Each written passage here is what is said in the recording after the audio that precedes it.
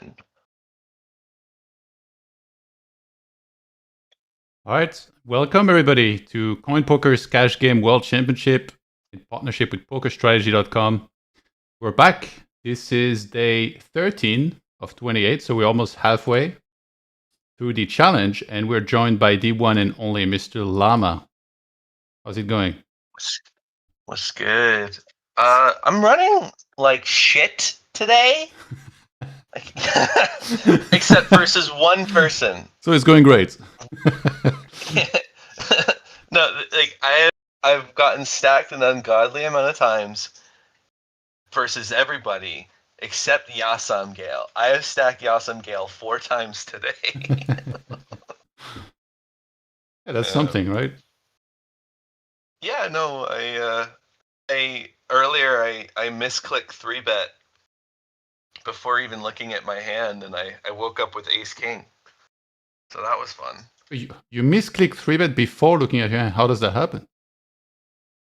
So I was messaging on Discord, and on the side of my mouse are a lot of my hotkeys. Oh god, yeah, that's. And so I tried to move my cursor over to the left where my tables were, and as I did so, I bumped my thumb into the side of my keyboard, which bumped into the hotkey, which did the raise button. And I have the raises hotkeyed to an automatic 3-bet size, and it grazed over a table, but I managed to have Ace King, so That's sick. yeah, I ran good there. Yeah, well, I had it versus Jacks, and we chopped. I had that happen one time, and I had like a terrible hand, and I was like, "These guys are literally gonna think I'm like just disabled at this point," which I don't mind. Let's embrace it. Yeah, I embrace that all the time. Lots of people think I'm disabled. Do you ever watch Tropic Thunder? I've seen it, but I can't recall too much about it. You make me happy.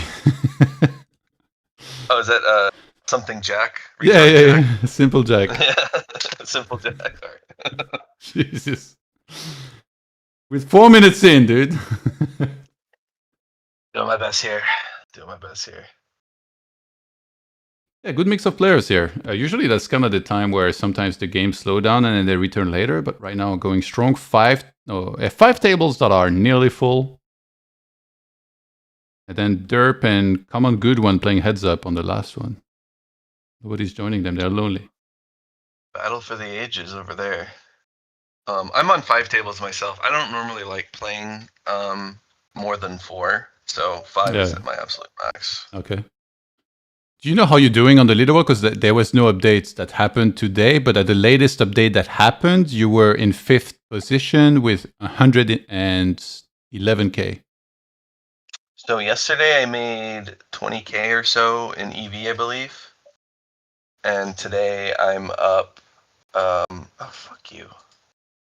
Today I'm up almost another 20K in EV, so... Okay, so you would be 4th and very close, like closing in on the top 3 now. Let's go, Llama! Let's go. I don't think Davey did too well today or yesterday. I didn't see any big stacks, so that's good. Yeah. I don't know how Kevin's doing. I can't really tell. Because Kevin will have like 600 big blind stacks, but he could be even because he plays really long sessions, so like stacks get big. Doesn't mean you're running hot. Has he been playing that much actually? Like maybe earlier today, I was monitoring the table from like the afternoon, but like I don't see him right now. And 2 days ago, he had the 5K hands day. So I kind of think like after that, you kind of have to take a break or like take it easier on the next day. It's not really sustainable. No, he seems to really like to play a lot. So I wouldn't give him sustainable, not sustainable.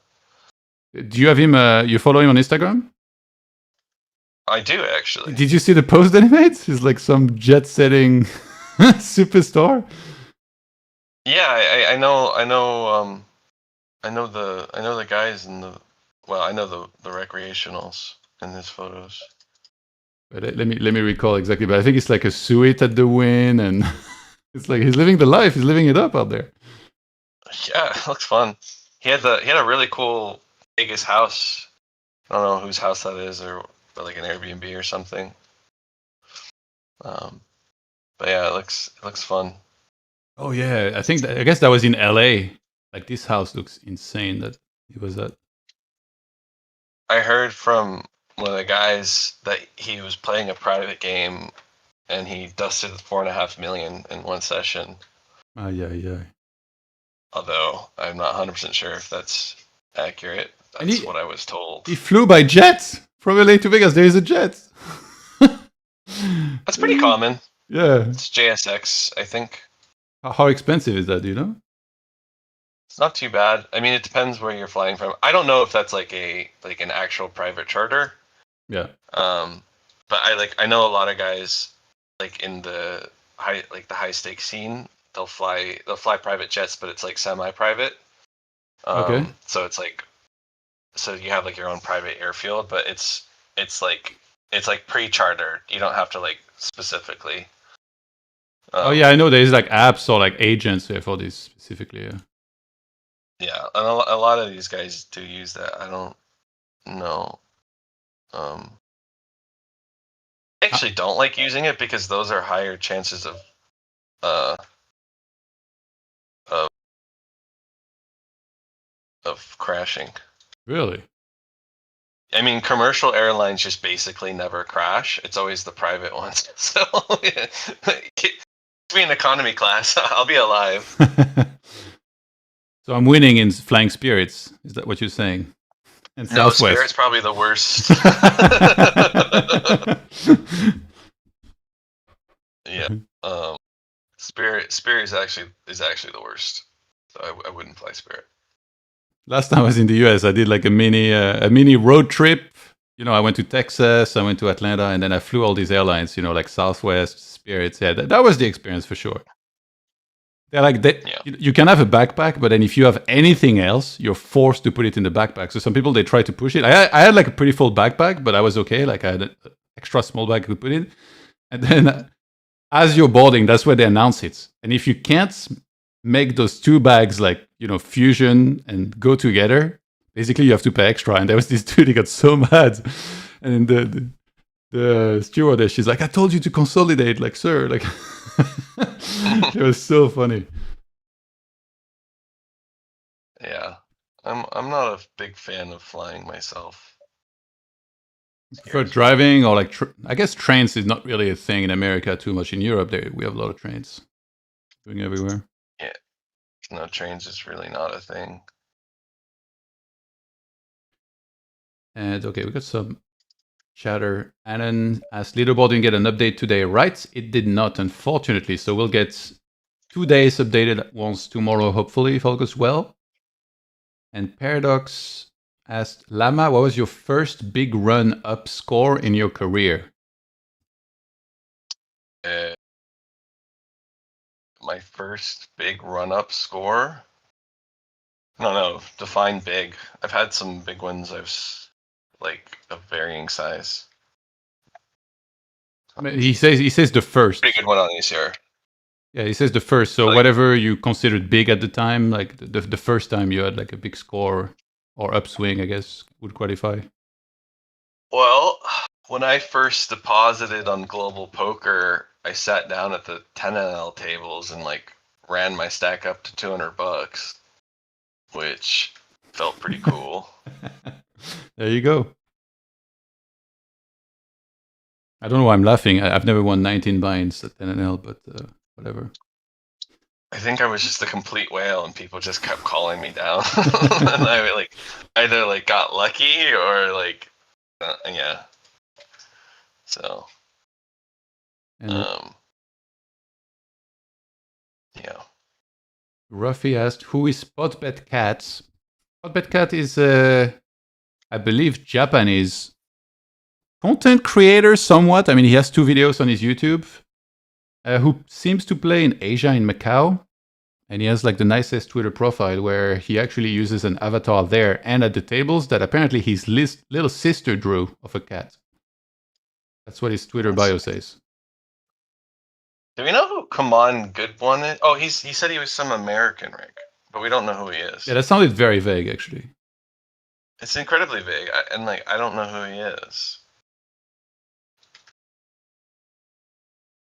What's up, JR? Fireflies Aurora also streaming. Yeah, I saw. I was watching his stream a little bit earlier. Was that you in the chat, Lama? It was me. Oh, you made an account just to say hi?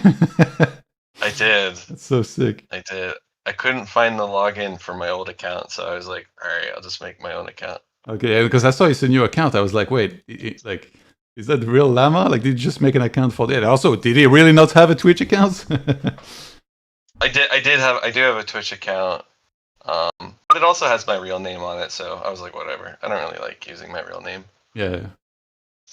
Is it known who Derp is? Yeah, it's somebody called, also known as Seifold. Yeah, he's Seifold on ACR. Tim something. Now we got used in the chats. Yo, you missed out on a great lunch, my man. Should have come. That place is sick. Me? No, used in the chat. He's one of the players that played in the Mid-Stakes Championship. And I invited him to join today for lunch with another friend, but I don't know, like, it seems like he played late. He sent me a graph at 4 a.m. and I was like, well, and made it sound like because it was so late he couldn't come, but the lunch was at 3 p.m. I was like, yeah, that's perfect. If you're going to bed now, then...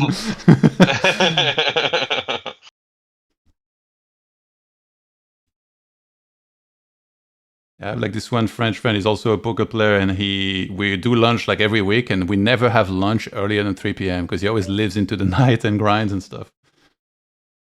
Yeah, that's poker player schedules for you.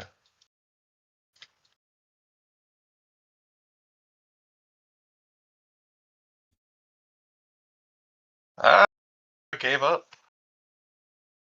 Very nice.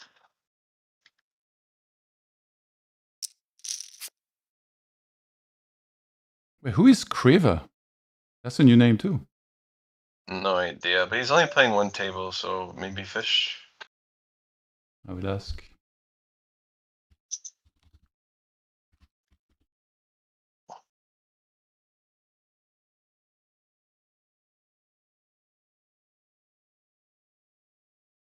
Is this Aurora guy still streaming? He is. Oh, he is? Really? Yeah. Well, he was as of like a few seconds ago. Yeah. It's kind of wild to stream only with 10k, no? I guess like he's not gonna do too many sessions. Maybe it's just the one, so he doesn't mind as much. Yeah, I don't know. I give up. Oh my god. Woo! Saved.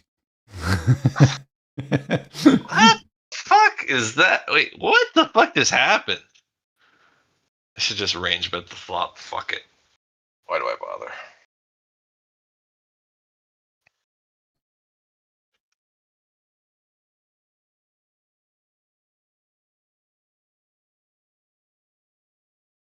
Check with the set. Yeah, you just check called the turn with a set on that board. It's kind of unique. He put you on Queen 10. He's trying to have the bold pair. Maybe aces? I don't know. I'd probably bluff like a lot of rivers. I'm like, well, you can't have eights. Blockers are a myth. By the way, that hand of Davy against you, like, did you think it was on the crazier side of things, like the flush over flush? Because we talked a bunch about that hand on the stream. I don't remember. What was that one? You flatted, I think, like King 6 suited or King 7 suited on the button against hijack, maybe? And he... Oh, the Jack 8? Yeah, he had Jack 8. No, I thought that was a good play. Yeah. I mean, it's hard for me to call worse, and yeah, I mean, I'm also like, I mean, it was the right play versus me, I think. Yeah. I can be kind of trappy with my sizes, so attacking me is not great. I just gave 50 big blinds to Dirt. Looks like Old 4-betting tens. looks like a cooler. I don't think I have to cold 4-bet tens there, to be honest.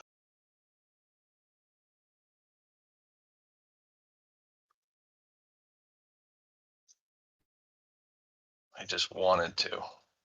Yeah, sometimes it's like that. Voidem has been on quite the downswing, by the way. He was almost at a 100K at some point, then down to 9K. I was actually more surprised he was on an upswing, so. And very decent volume, too. Oh my god. 12.5K hands. That has to be one of the highest out there, actually.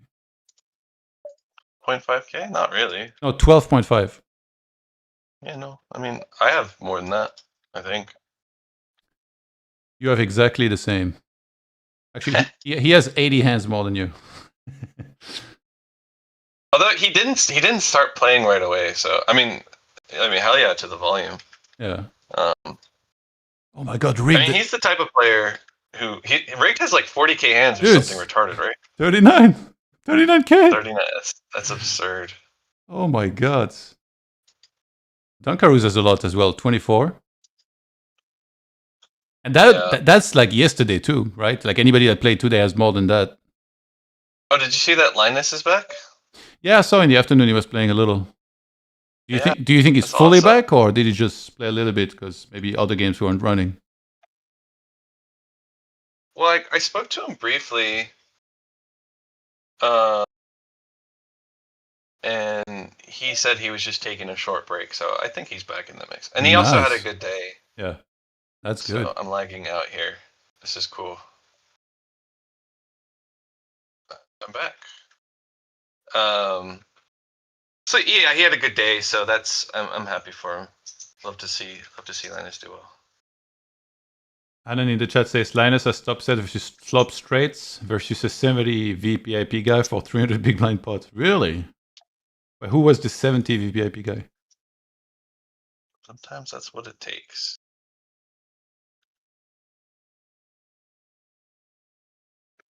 And then Munez back as well, despite not really finding much success, down 7 binds in EV and in actual result 9 binds.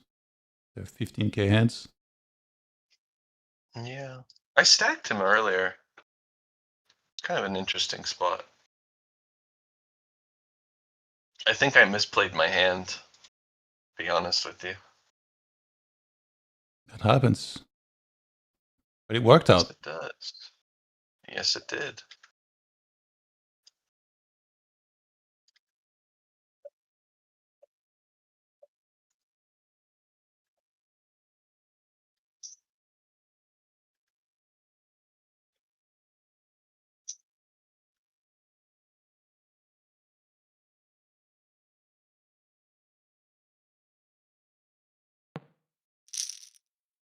That's annoying.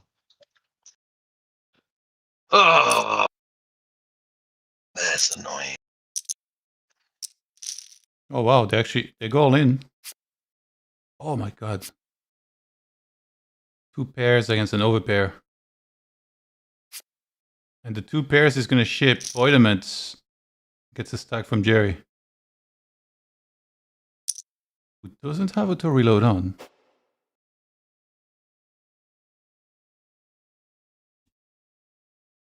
Or hits the end of the balance. Bigfoot Bird asked, Lama, do you think Linus went deep in the lab on his break and now he's back to smash? No. One word answer. I mean, I think he's back to do well, but I don't think he was like doing some crazy lab work. I mean, maybe. I don't really know. I just have a feeling he just needed a mental break more than anything. I don't think it would have been conducive for him to study on top of whatever.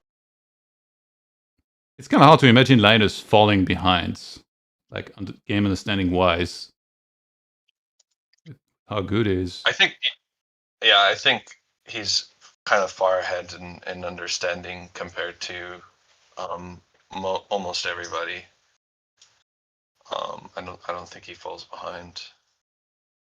So it's not that he needs more understanding. I mean, at what he could do which is like do some exploit stuff, but yeah, I mean, I don't know. I'll be out back 2 minutes. Sorry. Sure.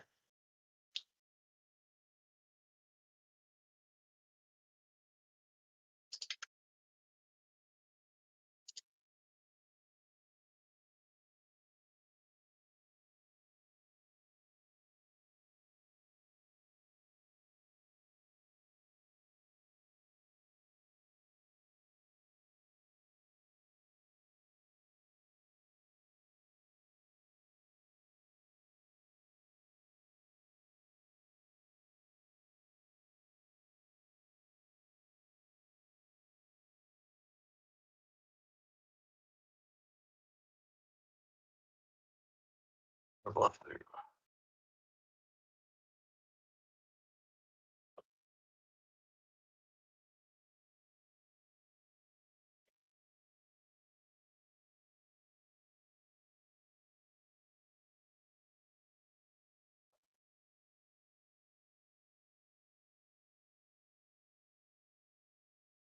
All right, we're back.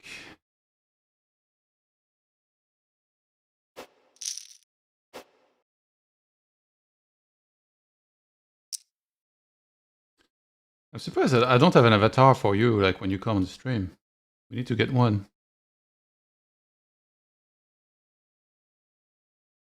It's like the bare minimum for the legends.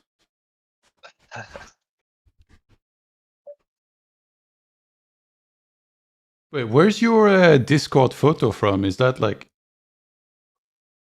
It's me. But that's like one of those AI thing that's... Yeah, With a photo and like it looks cool. there was this like really bad. It was a really bad photo of me where I looked like an angry something or other. Angry lumberjack. So, yeah, A worker of sorts. yeah. So I made an AI version of it, and so Misha said, evening, what happened to today's update to the leaderboard? I have no idea. I just know it didn't happen. A glitch in the matrix, let's call it. It creates suspense for tomorrow. And before the update happens, and like Kevin has like 10k hands at it at once. yeah.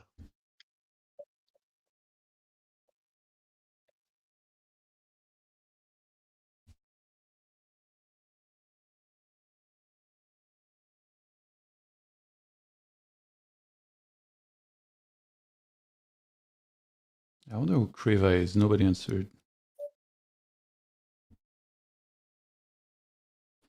Coin Poker Webmaster doesn't work weekends, was saying last year. No, I don't think that's it at all. I actually don't know. Are you kidding me? He calls me with jacks and flops the jack while I flop an ace. Fuck's sakes, man. Yeah, that's the worst. I've been running so bad in all-ins. I don't even think jacks is a call there, brother. Like, there's no way that's a fucking call.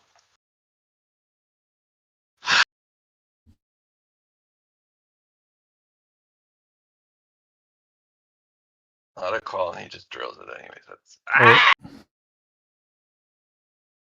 I called 4.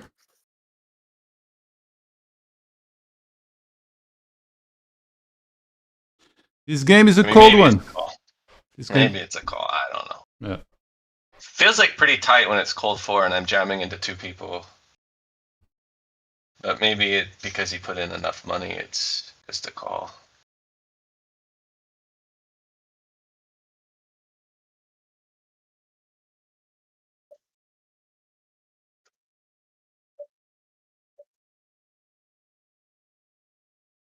I just call here.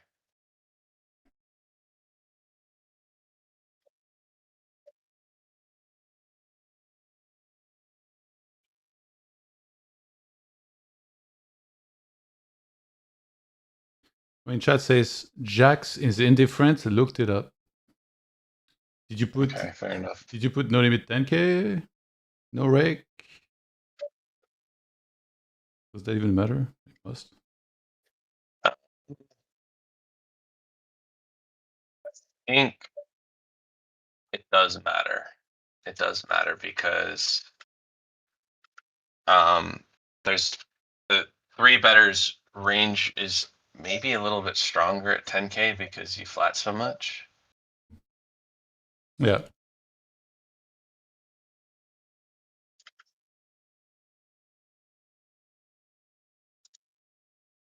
I guess maybe if he was hijack, probably it changes a lot. But versus cutoff button big blind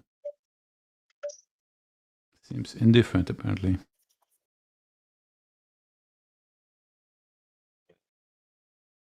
All ins pre-flop, man. I'm getting fucked. Getting fucked in the pre-flop all in. Where's your You know Bible? what? Get the Bible out. I'm gonna slow roll Voidaments. I'm gonna slow roll him. No. Quads, buddy. Quads. Oh wait, that wasn't much of a slow roll. You waited like 15 seconds. with quads, to be fair. I didn't full slow roll, just mini slow roll.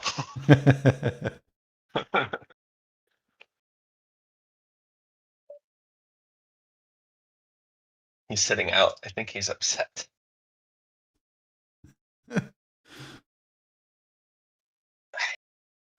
Like, I'm 10 buy-ins under EV on Coin Poker in the past month. A lot of it's heads up though, so I don't even get the challenge EV. Yeah, that's disgusting. What? I did just flop quads or turn quads versus a rivered flush, so I'll take it.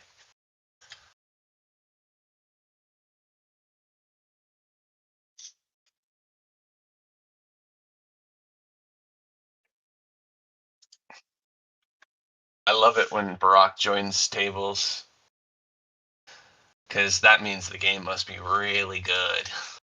And you get to play with Barack. The goat himself. Certainly something like that. He's actually pretty good.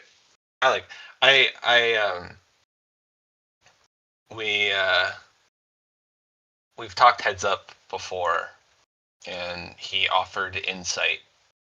Well, not insight that I didn't really like not have, but the way he said it made it like more functional. Does that make sense? I think when so. you when you like play poker or like any sport or any like video game or anything, like you have an idea like kind of intuitively of what things should be like, but sometimes you can't always put it to perfect words, or sometimes like it exists in like more of your subconscious. And you know, this was a scenario where I knew what he was saying kind of intuitively, but the way he had said it made it like, you know, it helped bring it out of my like subconscious and into the forefront of my brain, and I respected that. Still. So yeah. The Looks like after I slow rolled him and then he quit. That's crazy. The final straw. I slow rolled him and he quit. I mean, come on, man. You fucked me with jacks. Let me slow roll you. Oh. I'm gonna go on my phone and look it up, see if it's a thing. Did the skiing trip with Barack ever materialize, by the way?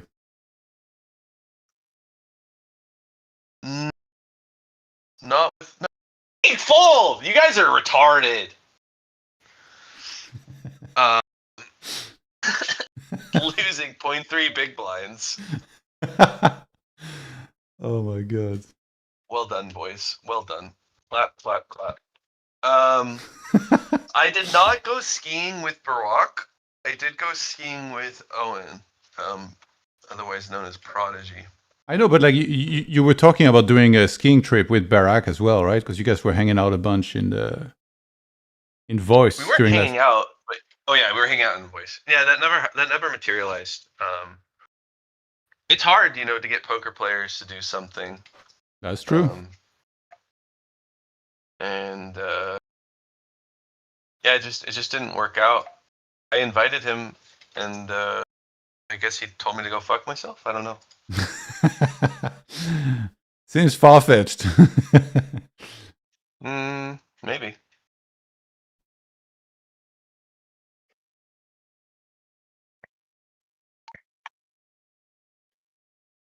I once asked Barack for a loan of $1 million, and he told me to go fuck myself.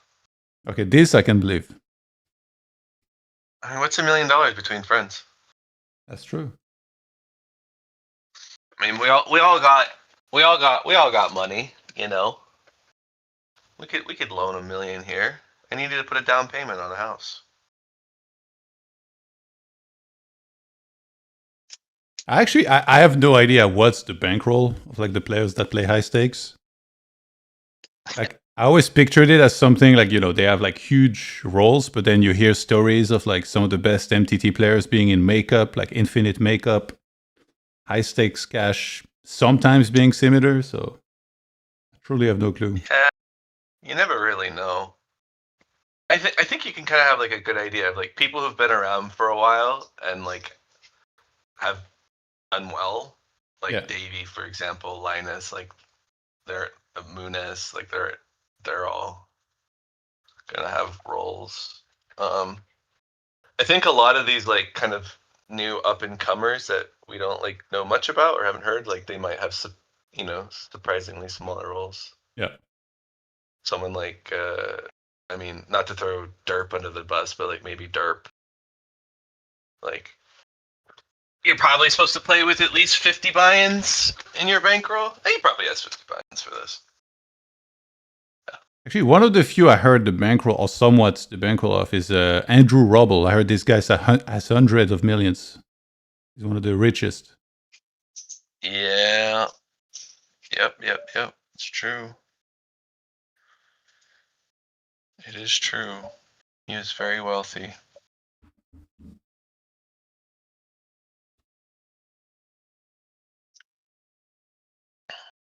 He's kind of like the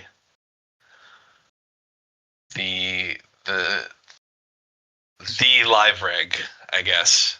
Like It sounded like he was one of the most successful of all time in playing like live big games. he is the most successful of all time. There's some close guys, like probably some Macau guys. I think Fleshy's up there. Rick Solomon's up there. But I'm pretty sure Robo crushes them all. Rick Solomon was fucking playing the like dictator or prime minister. I don't fucking know of like Busan or some shit. I don't even know the name of the country. Busan is a city in South Korea, my man. Okay, well, it's not that then. Like, come up with a country name that sounds like that, brother. Because that's what it was. Okay, wait. A fucking good country names that sound like Busan. Uzbekistan, man. No. It was Bhutan, I think. Okay. Yeah, like, it was some Asian country. Anyways. And, like, they were playing, like, fucking, like, 1 million, 2 million. Like, it's absurd. Crazy. There's that, like, one billionaire in Texas that people play heads up, and, like, the smallest he'll play is 50K, 100K. What did Rick Solomon do initially? He was like a producer or something, or in music? Fucked Paris Hilton. Jesus. No, I'm serious. Yeah, I know there is a exotic tape, but surely that's like he did something for a job before that, or like was he purely a poker player? I thought he came from like the show business or something. I mean, I'm pretty sure he's just like a straight up hardcore pro. Okay. So I don't know his story though. Jesus Christ.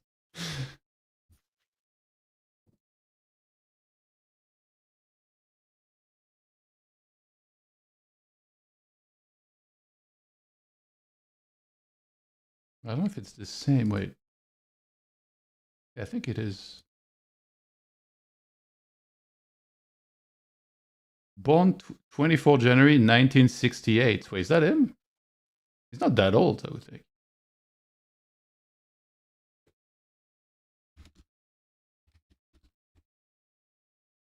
Oh yeah, no, it is him. Okay, so he was an actor initially.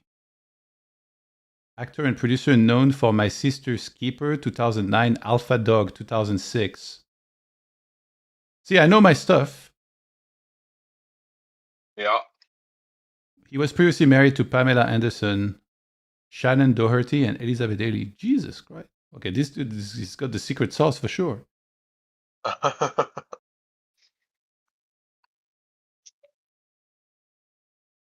That guy needs to write a pickup artist book or something.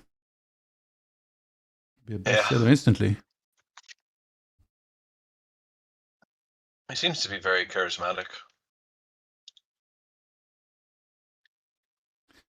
I'm Visual Mix asked, did Lama talk about the value bluff with aces versus rig deck King Jack from few days ago? Early position versus big blinds.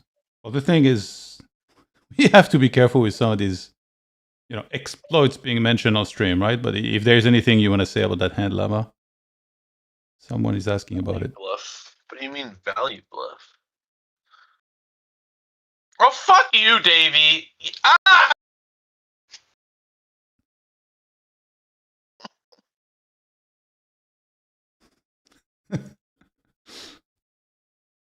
I'm gonna study that one. Fucking Christ. Wait, which table was it? Oh no, I already left it. Fuck me. I mean, I 4-bet fucking kings. Flop comes ace high. Who the fuck knows how to play ace high boards? You range bet for small? Do you have some checks? I don't fucking know. So I check because I love trapping, and then he bets half pot into me. I have the spade, so I decide to let it go. The fucker has nines.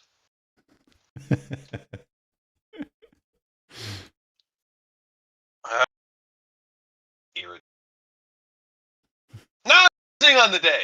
I was trying to quit while I'm down $100. Aye. I should have just called him down.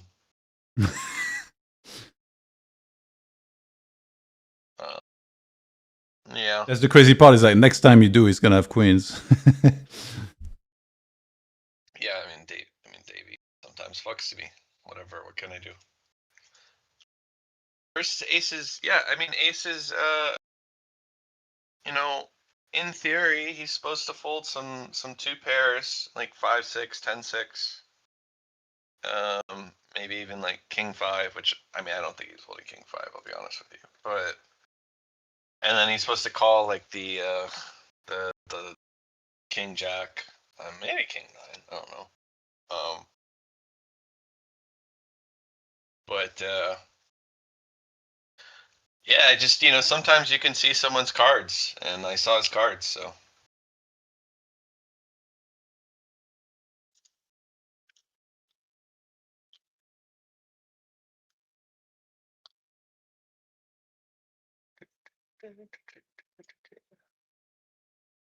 Yeah, the nines is not even necessarily a pure call, right? Sometimes he folds, doesn't he? I mean. It depends on the size. I don't really expect Davey to fold. Yeah, he did 24. He's got that giant post flop edge, brother. No, I think 9 called pairs can call, but I don't think he's supposed to bluff it. I'll be honest on the turn. I mean, if he's bluffing 9s on the turn there, then my fold's bad. Because, I mean, well, actually, that might not be true. But nines is definitely like, it's not a bluff. And I mean, does that mean he's over bluffing? Not necessarily. I mean, maybe he's not bluffing the Jack 10 enough. I don't know. He might be over bluffing there. Kind of interesting. And yeah, I decided that I was gonna fold kings with the king of spades. More often than not, I was going to mix. That's why in the moment, that's the way I decided I was gonna mix. I was gonna fold kings with the spade and call kings without the spade. Because you block the flush draws that he would have with the king of spades? Yeah, it's, I mean, like, but the thing is like, yes, that's why. But it's like, it doesn't really matter, like, way you mix the suits there on the turn. It's not like, in theory, it's like, okay, if that's how I'm playing, then he should blast off, king 10, king jack without this with the non-suit, because then that's gonna block my calls more. So, I mean, it doesn't really matter. I think it'd probably be better if I just used my RNG. Yeah. Yeah, in the moment, that's what I decided to do is. But sometimes it's like reverse. Like, maybe he wants to. He does. It's not a mandatory bet for him to bet spades. So maybe he wants to bet spades on the river and just kind of wait. I don't know, but yeah, nine seems a little overdone. And it's a little interesting too, because I tend to be like a very protected individual, but which means that like going after me after I give up initiative is not always the best thing to do. But then that means that I think I am protected, therefore I don't need to call weak hands. So maybe it is a good thing to do. I don't know. It's interesting. Or maybe he's just playing his hand. He's not even overthinking it. So, But whenever someone like Davey or Linus or someone I respect does something that is wrong in theory, I try and understand why they did it. Yeah. And I don't really know why Davey did it. I have some ideas. Maybe Davey just doesn't know the spot. That happens. It's very interesting because, like, from a range point of view, like I use like pretty simplified ranges myself, and like hands here that's the ones that I studied that 3-bet and call 4-bets. It's only ace queen suited for him, king jack suited, king 10 suited, and tens. And then for you that will 4-bet and that are there is quite a bit. Let me think. Cutoff versus big blinds. Yeah, I mean, obviously you have like all the aces, the queens. But if you have I'm not supposed to have queens that much, to be honest. how come? Even kings is only 4-betting like half the time. Okay. I'm wondering if I should just simplify these 4-bet pot ace high boards, because I could just like, I mean, I don't really have a structure for 4-bet pots. I kind of, sometimes I'm like, all right, like, this is my B40 4-bet pot stay, Yeah. But I could just range bet for like 15-10% and really not lose any EV. But on the other hand, like, if I don't range bet and I'm doing like a quarter strategy or a 30% strategy, I get people donking into me with nines. So who knows? You're supposed to in these low rake or zero rake formats, you're really not supposed to 4-bet much at all. Okay. You're supposed to flat king, like in this specific spot, you're supposed to flat kings half the time, and aces like probably like 80%, 90%. It's weird though, when I look at this runout or like at these boards, I feel like your range is like you have everything here. You have aces, ace king. Obviously, kings is behind, but you have. I don't know if you fall bet ace queen off, but that could be one of the hands. Ace five suited. Like how? Like, Yeah, no, I definitely connect. I mean, I have some king 9, I have some king 10, like other ace trash. I have some like low suited connectors that 4-bet a little bit. yeah. Jacks 4-bets a little bit, queens a little bit, 10s a little bit, and kings, and I mean, I don't know, man. I don't know. He decided to bet half pot, and it folded the better hand, and I'm sad. And I wouldn't think like timings are a thing either here, where like you got to read from a timing.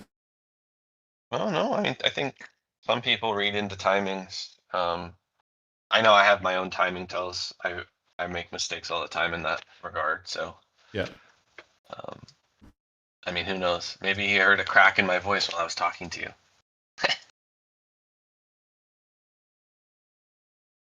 Hopefully Anyways, not. I'm gonna go play pickleball. Okay. And good luck. All right. Thank you. Good luck at pickleball. See you later, bro. Thank you. Bye bye.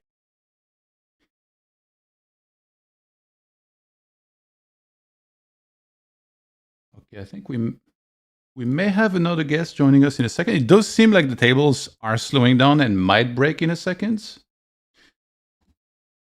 Just need to run to the restroom real quick. I'll be out back 2 minutes, and then we'll see if we have another guest to hang out and maybe review some hands with. Be right back 1 sec.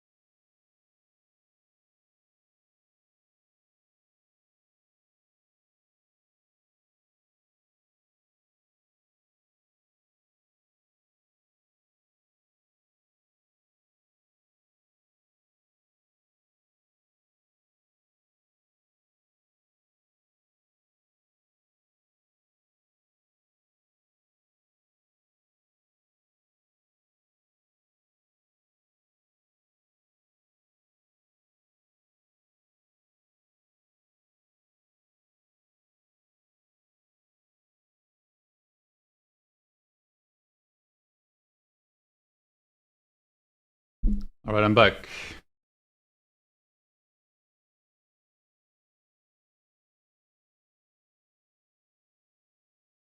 Let me see what's happening.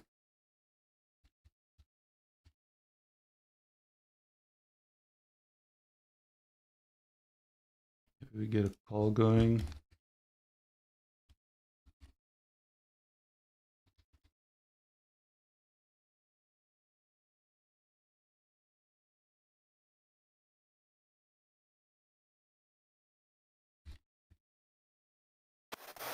Hello.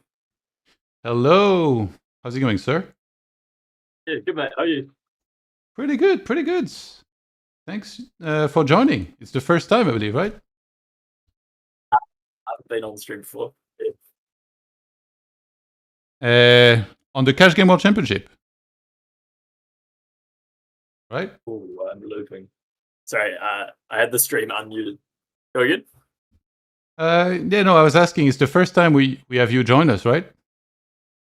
Yeah. I didn't play last year, and yeah, been fairly busy this year. I wasn't even planning to play, and then the games looked pretty fun, so I played one session, and yeah, the show table dynamic's just so fun. I couldn't resist it. It seems like you're doing well as well. At least on the Yeah, latest no, I've been running really update. good. Do you know the latest last updates? 2 days. It was 2 days ago. This one. Do you know how you're doing since? I think I'm maybe 8 buy-ins, 7 buy-ins.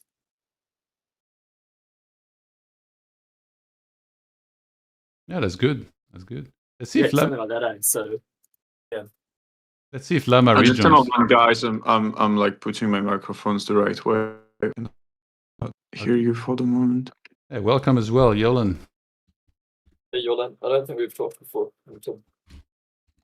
Yeah, what's up? Yeah, I think we talked just a little bit in the chat, but we never talked before. So that's cool. Yeah.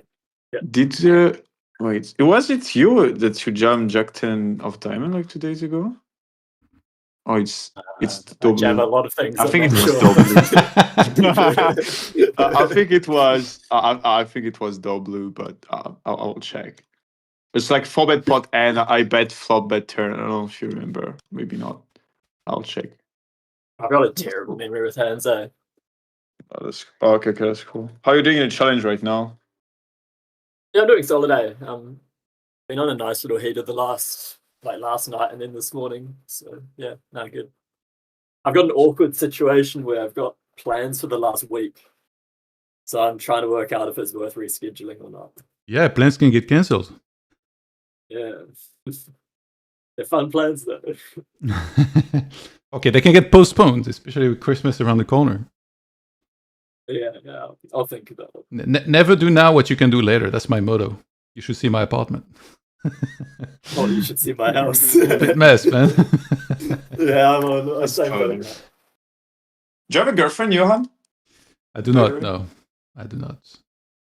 That can happen later. You know, not doing now. Yeah, because you're forced to arrange things after.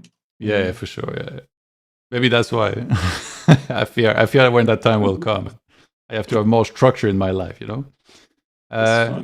Derp, since it's the first time you join us, then could you share your story a little bit? Like, when did you start poker? What did you play initially? And just anything you're comfortable with sharing. Yeah, sure. I started poker 10 years ago, something like that. When I was like 16 or 17. Classic story, deposited $100. Played a bit of everything, and then kind of first rounded up playing heads up sit goes up to say like a couple grand, and then played some tournaments and some cash games, and like the standard story, playing through school, through uni, graduate uni when you're already doing really well at poker, and yeah, I've been full time the last 4 or 5 years. So what was your ascension like through the stakes? Like, did you ever go broke? Like, how much was your roll at the time? Did you ever like to rebuild? Nah, very, very steady. I've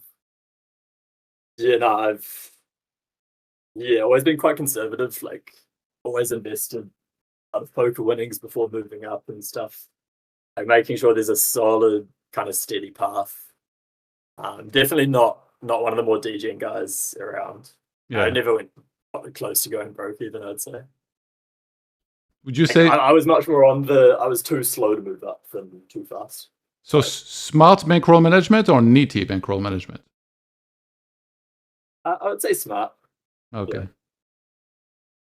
Like, I wasn't the guy playing with a 300 buy and roll. I was just taking money out of the roll. So I had like a backup plan. Yeah. For me, it's kind of nice to be able to say, like, even if I went busto, like I've already done well, so that doesn't matter. And then usually, do you play ring games mostly, or like heads up, or whatever runs that you feel like playing? I'm a bit of a fish heads up, really. So yeah, I'm definitely like 6-max specialist. Okay. I like hearing that, because personally, I don't play heads up. Currently, I don't see the appeal to play heads up. And eventually, I feel like if I move up, it kind of sounded like don't play heads up. Yes, it's just kind of bad at it. Yes, some players were saying like they were talking as if like it's kind of a must, or like something that would be good for you to play heads up, and maybe it is, but I don't really feel like stretching myself all over the place in terms of like doing too many things. So I would love to prefer like just focus on ring games at first. Yeah, 100%. I don't think it's necessary to move up. Like it's a different game, man. It's a completely different game. Yeah. Playing in this challenge then, so what's the experience been like for you? Did you go into it with a certain goal? And let's say you have a bit of an upswing now, then are we making a proper run at the rolly up top? I don't know. I didn't have a plan. I wasn't even sure I was going to play it. I just kind of played a bit, and yeah, I love the show tables. They're so fun because, I mean, I've always been a bit of a station, and that's mostly because I just want to see what they had. So getting that for free has been very good for my play, I'd say, because just don't pay off quite as much as sometimes would otherwise. So you can sleep I better. feel they should make the show table more of a thing, I think, because if you're a recreational player, like it's way more fun to see what deals a person has. So I don't think they will do like a model where you can pay for the showdown, but I think like recreational players definitely will prefer show table for sure. I think they also get crushed so much more though. Yeah, but like I you think can I would win also like twice as much. you can also allow show table only for recreational players. Like this is something that can be doable. I mean, it's tough to how to determine a recreational player, but I think if you do this, it can be more fun. Yeah. Yeah, I mean, I think it's definitely more fun, but I think Fish also will lose so much. Yeah, leverage that's because why I he has want so it. much info. That's why I want this too.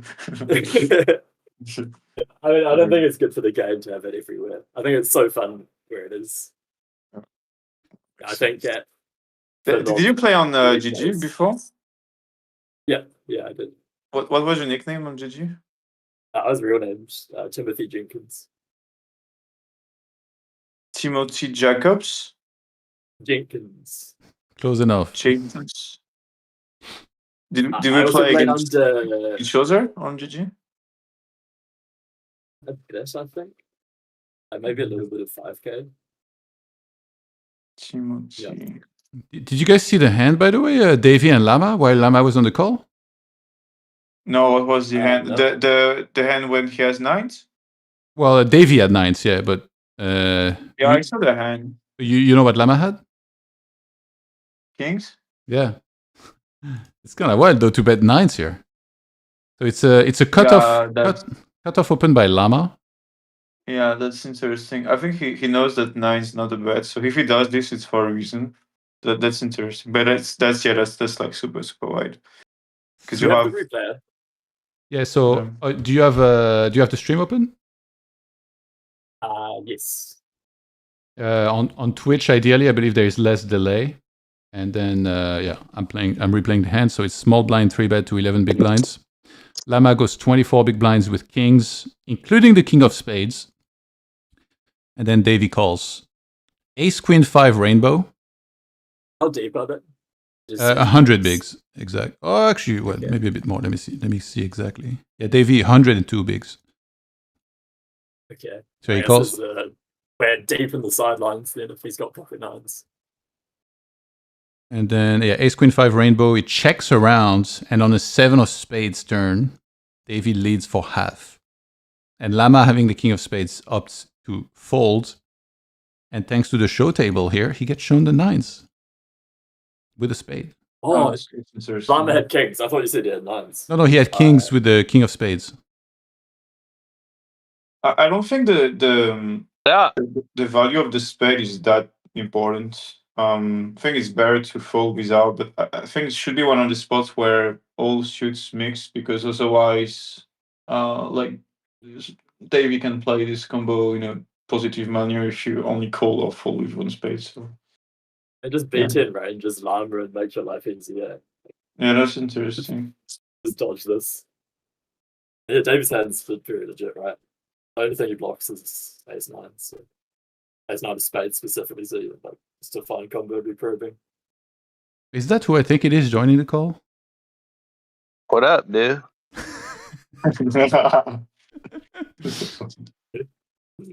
Hey, buddy. What? What'd you call me, brother? Buddy. You call me fat? Oh. Are you guys are talking about my hand still? Yeah. Oh, we just started. Yeah, I mean, Kings is going to be a mix no matter what.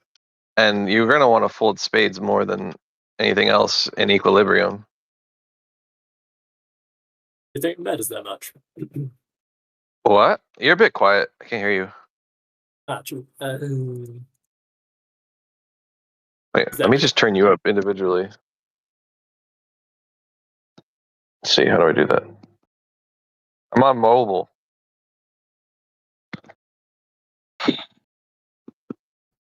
You're not driving, are you, Uh, Lama? Drive safe.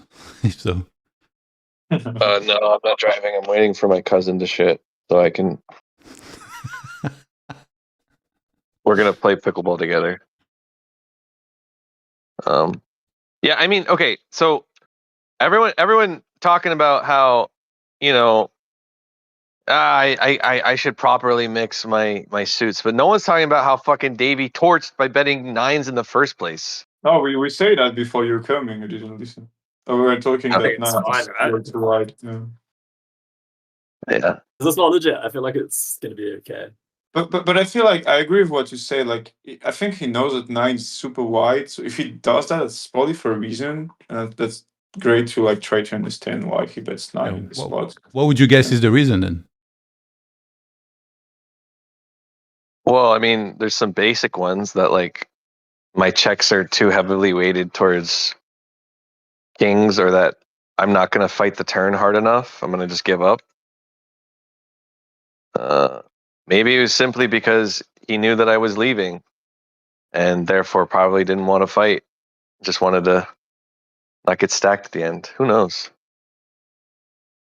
Yeah. I don't know if he knows that nines is too wide there. I'll be honest with you. You think even in non-rake? I don't know if he knows. Because like You're talking I can pre-flop. see the pre-flop's fine.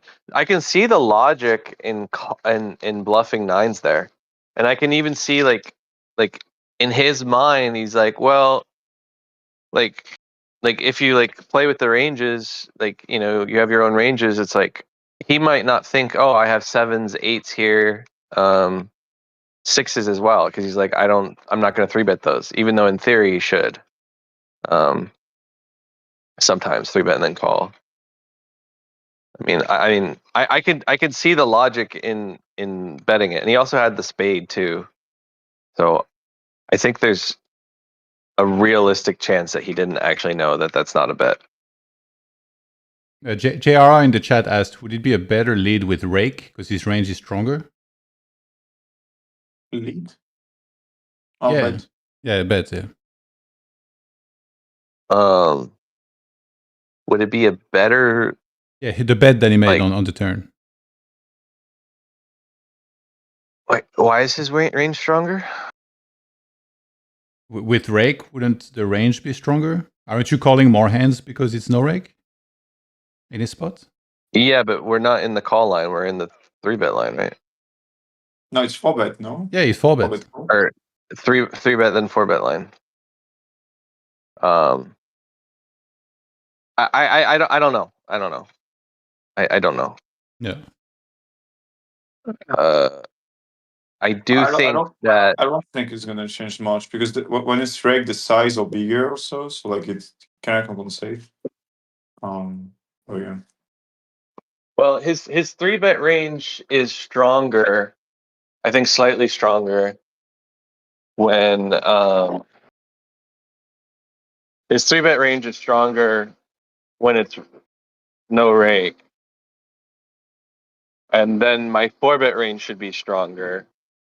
And then his calling range should be probably slightly stronger.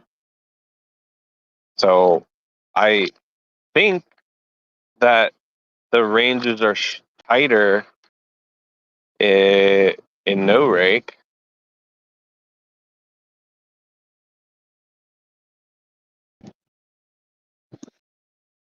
Okay. Have you guys had any? I'm checking. Sorry, go ahead. Checking the sims. No, I'm checking the sims. It also depends, because the sizing you should use is 3-bet with no rake, and with rake are a little bit different. So I'll just check if you can put the same size. Yeah, I guess I can. Yeah, correct. Actually, it's the range is stronger with no rake. Yeah, that makes sense.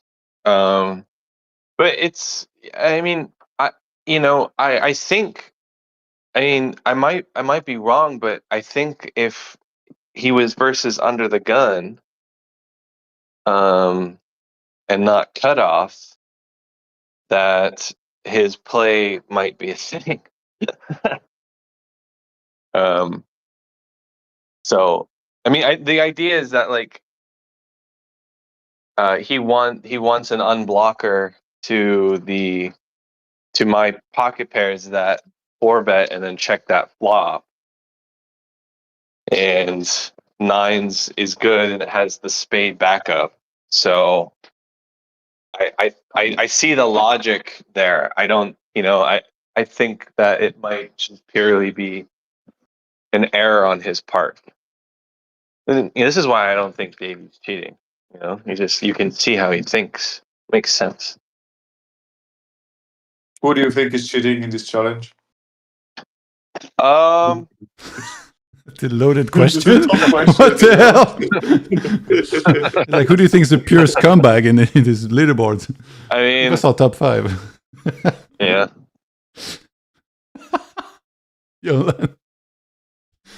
Oh my god. Did you guys see the hand, by the way, that I was showing on stream just now? Like, looked interesting with. I missed the line. It looked like a really weird check raise sizing though to me. Yeah. Okay, so I'll bring it up. So Munez opens hijack, and then Firefly defense big blinds, Ace Jack 5 rainbow.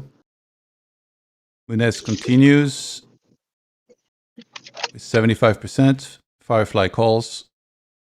7 of clubs on the turn. Checks around 4 on the river. Firefly checks, and Munez fires 900 into 1200. And Firefly cranks it up to 3.2k. Munez folds, and Firefly has 4-3 of diamond. This guy came here to play. I love it. What do you guys think of this spot? I say both hunted. Like Munez, but okay. Well, yup. I don't think Johannes. Oh, it's okay. I thought he had 5-4. Well, never mind. I don't think checking this on the river is great territory wise, and I think to check raise it's fine for sure. It's probably one of the best combos. But I think this end specifically, if it's 50G against big blind, right? Yeah, hijack. Yeah, big blind versus hijack. Oh, okay. It's 5-handed. No, I think it's a bet on the river, but I think it's better bet. For how much? I think typically you should have big size. You should have 3/4 for sure. You have like a part of your range that also wants to block. I might think if there are some ends that also wants to bet only one blind, but I think most of these ends can block. So you probably have one blind block 3/4 overbet, and you're just mixing everything. And I think your hand has good propriety into the overbetting line since you are mostly blocking you're blocking the calls. You're also blocking the raise, which is not like a huge element, but it's still cool. And you just block the raising region overall and blocking the value region. So I do think that putting this hand into the overbet is probably one of the greatest choice.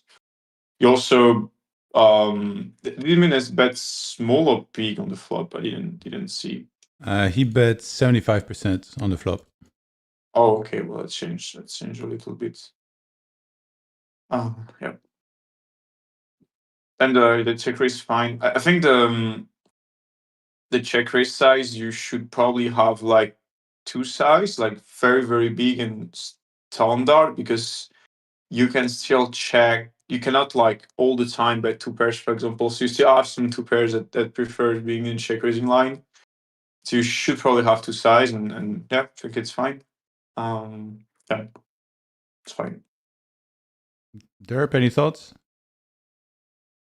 Yeah, I mean, this check raise size seems a bit dusty to me. I think you just want to go big only here.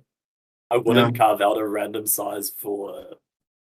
This is saying like 5-4, Jack-4, something like that. It's so specific. I think you just want to go more polar. So yeah, I would say the check raise size is a bit sus, and he was bluffing, so that's I don't know.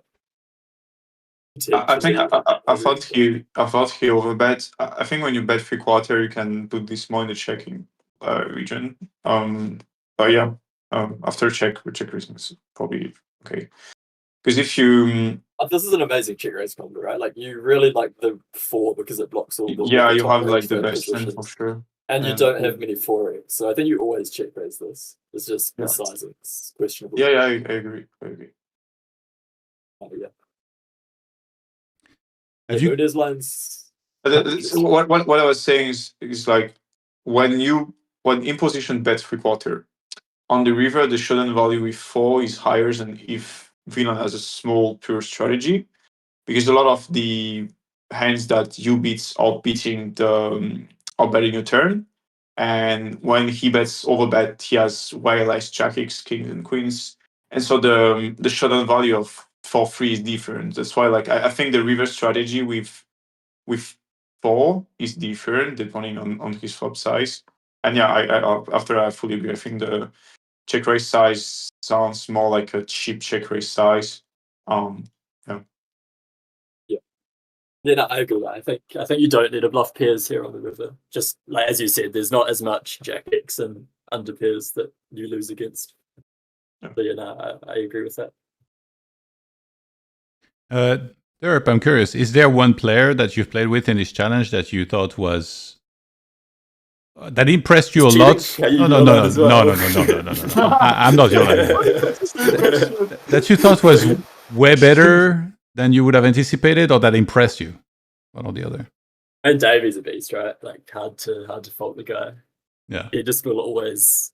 We've had some pretty fun hands where it's just both going to water, try to realize our equity. And yeah, he's taken some lines that I would expect no one else to take, and they're just good, I think. So yeah, it's definitely been fun playing against him. So you agree with the consensus is one of the ring game goats, and it's only normal he's doing great here. I mean, have you seen his results? He's like absolutely crushed the nosebleed rig battles. It's hard to fault the guy.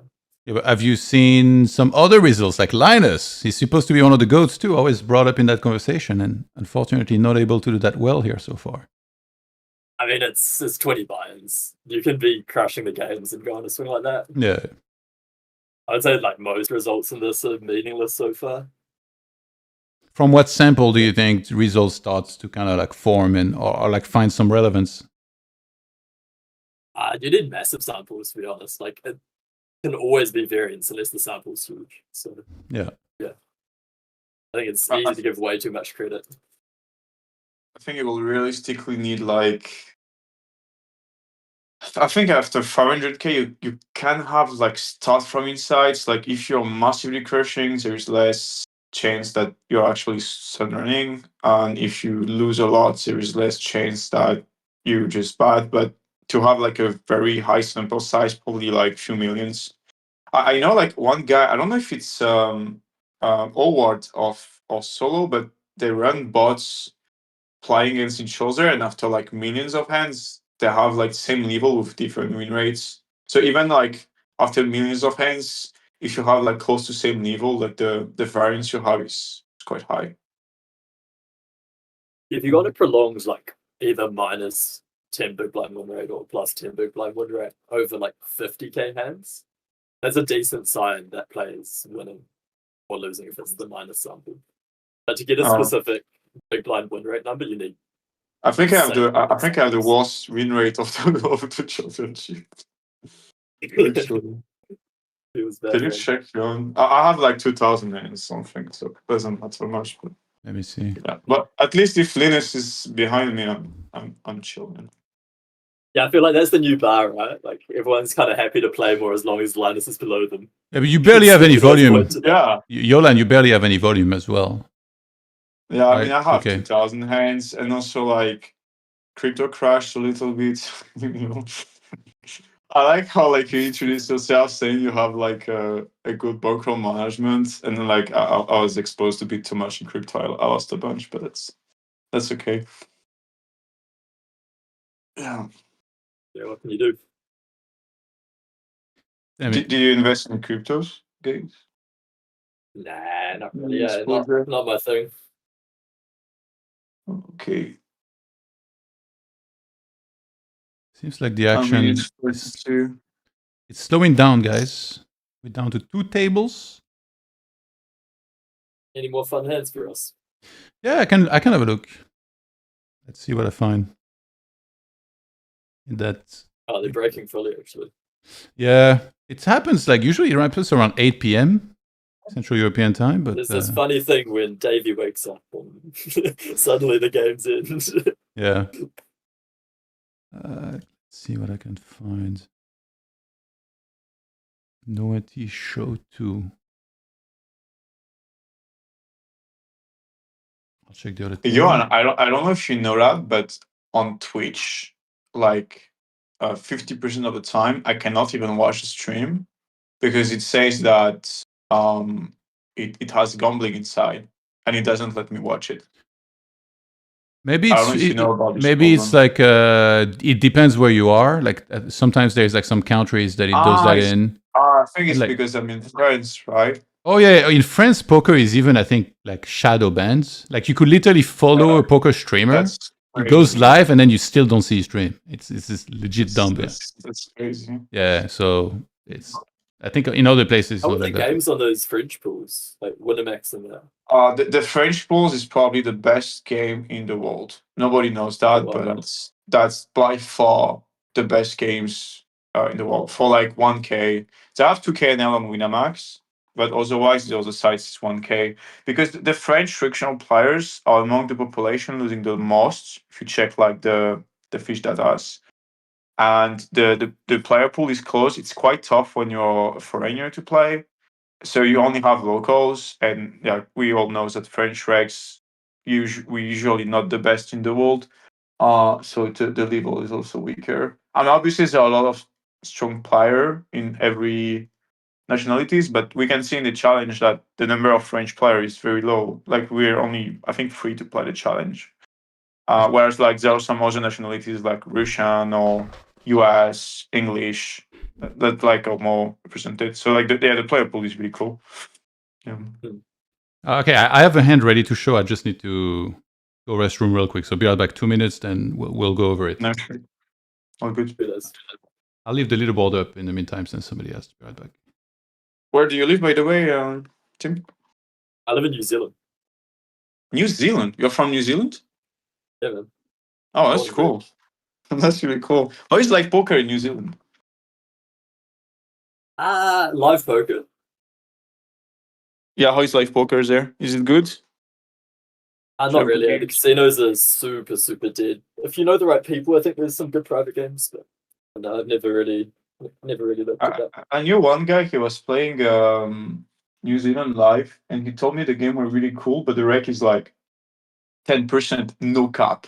Like something absolutely diabolic. I don't know if I'd call that a cool game. Yeah, I mean it's that's crazy.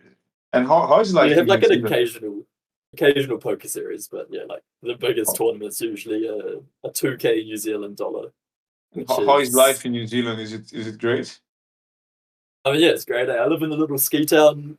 Just through winter, ski all the time, and summer there's amazing hiking and biking and stuff. So that sounds like a very cool country. Like, as a European, I think most European people have the same thoughts on these countries. It's like they look great, but it's super far away, and you don't have like any direct flights, so it's a little bit of a mess. But that's look like a really great country overall. Like just the nature and looks quite safe too, I guess. Yeah, I would say so. Like compared to a lot of places. It's super safe, I would say. You know, that's the main issue, right? We're just in the middle of nowhere, so like, there's a trip I want to go to in Europe, but you have to fly for 30 hours to get there. It's like makes everything a bit harder, you know. And do you have like local sites in New Zealand you can play that we cannot? Some Not that I juicy know local of. sites? Not really. I just play Ace, yeah, really. Oh, okay. I'm more in the game for the competition than hunting the best EV spots. All right, I've got a hand, guys. Let's see. Let's go. So we got Munez and Lama playing in this one, and Munez, we're only going to reveal one hand just for kicks and giggles. So Munez has aces, including the ace of hearts. So he opens 2.25. Lama goes 13. Wait, actually, how deep are we? We are 128 big blinds deep. So 2.25, 13, 26. Lama calls. 9-7-4. Lama checks. And then Munez checks. I'm lagging a little, I think. Sorry? I'm lagging a touch. Okay, yeah. Oh, it's just that like you have delay on YouTube, but it will come back. I recommend watching on Twitch. Usually there's less delay, but yeah, if you're across the world, obviously it's going to be a bit more. I'll link it if you want in the chat. Yeah, I'm on Twitch. Oh, you're on Twitch, okay. Okay, so 9-7-4 with two hearts. Lama checks. Is that a board that you typically will check back here with aces? Or is it a mix? So when you 4-bet pre, you've got like lots of ace king, right? And Lama's calling lots of suited connectors and pocket kills. So when Lama's stuff hits better and ace king misses, it's like, board you want to have some checks, and then aces makes a ton of sense, right? Like the first hand you would track with it. Yeah. Okay, so he checks back. 8 of clubs on the turn. And Lama leads out for 2100 into 5.2. Yep. It kind of makes sense, right? Yeah, because of everything you mentioned, actually. Nice foresight. Yeah, like he's telling the story. I've got 7-6 and want to get a bit of money in and put ace king in a shit spot. So if you have aces here, you just like only ever pure calling, hoping that the madness ends, or maybe you hit an ace. I don't hate raise as well. There's a lot of equity out there. Like, yeah, Lama's weakest hands all stuff like ace 10, king 10, king jack. So they all have a fair bit of equity that's Yeah, you can I put think in it's shit not spot by raising. that's good. Sorry. You're good. It's tough to like not cut ourselves when we talk because we all have like different seconds delay. So you need to guess like when the person is gonna stop talking, but that's okay. No, I said like I think overall it's a spot where you cannot pure jam over pairs, you cannot pure call because otherwise technically you will be able to exploit it. But yeah, otherwise I think it's fine. You can do whatever you want, and the best option will definitely depend on the player you're facing again. Yeah. I think aces with a heart's the first one you don't raise, right? Because it makes it way less likely. Lama has a flush draw you can put in a tough spot, and it's just less vulnerable when you hold the heart. Your hand's still worth stacks on most heart rivers, even unless it's a 4 straight 2. So yeah, I'm happy for Munez to call. So he does call, and then we get a 6 of spades on the river, and Lama jams. Is this just hell with aces? This is where you tilt for trapping your aces and be like, "Go! I should have fast played somewhere." I think. Oh, it's a really ugly spot, actually. Does having the ace of heart encourage you more on calling here, because then there's less chance there's obviously you can't have the nut flush, right? But then you would jam still any other flush. Yeah, I'm not sure it does. That should be close because you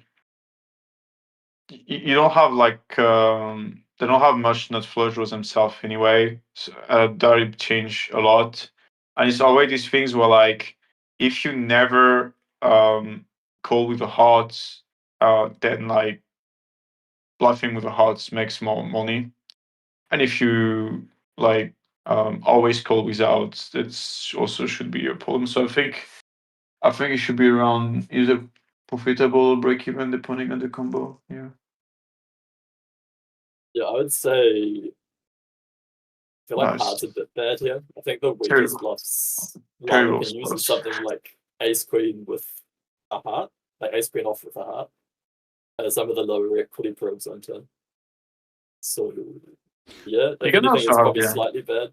I think you just have to spin it in though, at least a decent amount. But do you, like, if you really cannot decide here, is the way to play this to just randomize? Because I heard quite a few players bring this up. They were like, all right, well, if you don't know here, you randomize. But, like, couldn't that end up becoming, like, counterproductive in that, like, you're not even really thinking anymore in the tough spots?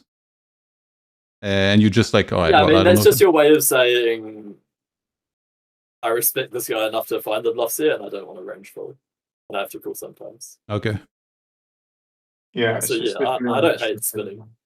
I would say this is a niche enough spot you can probably try make it read either way. Like, it's so specific.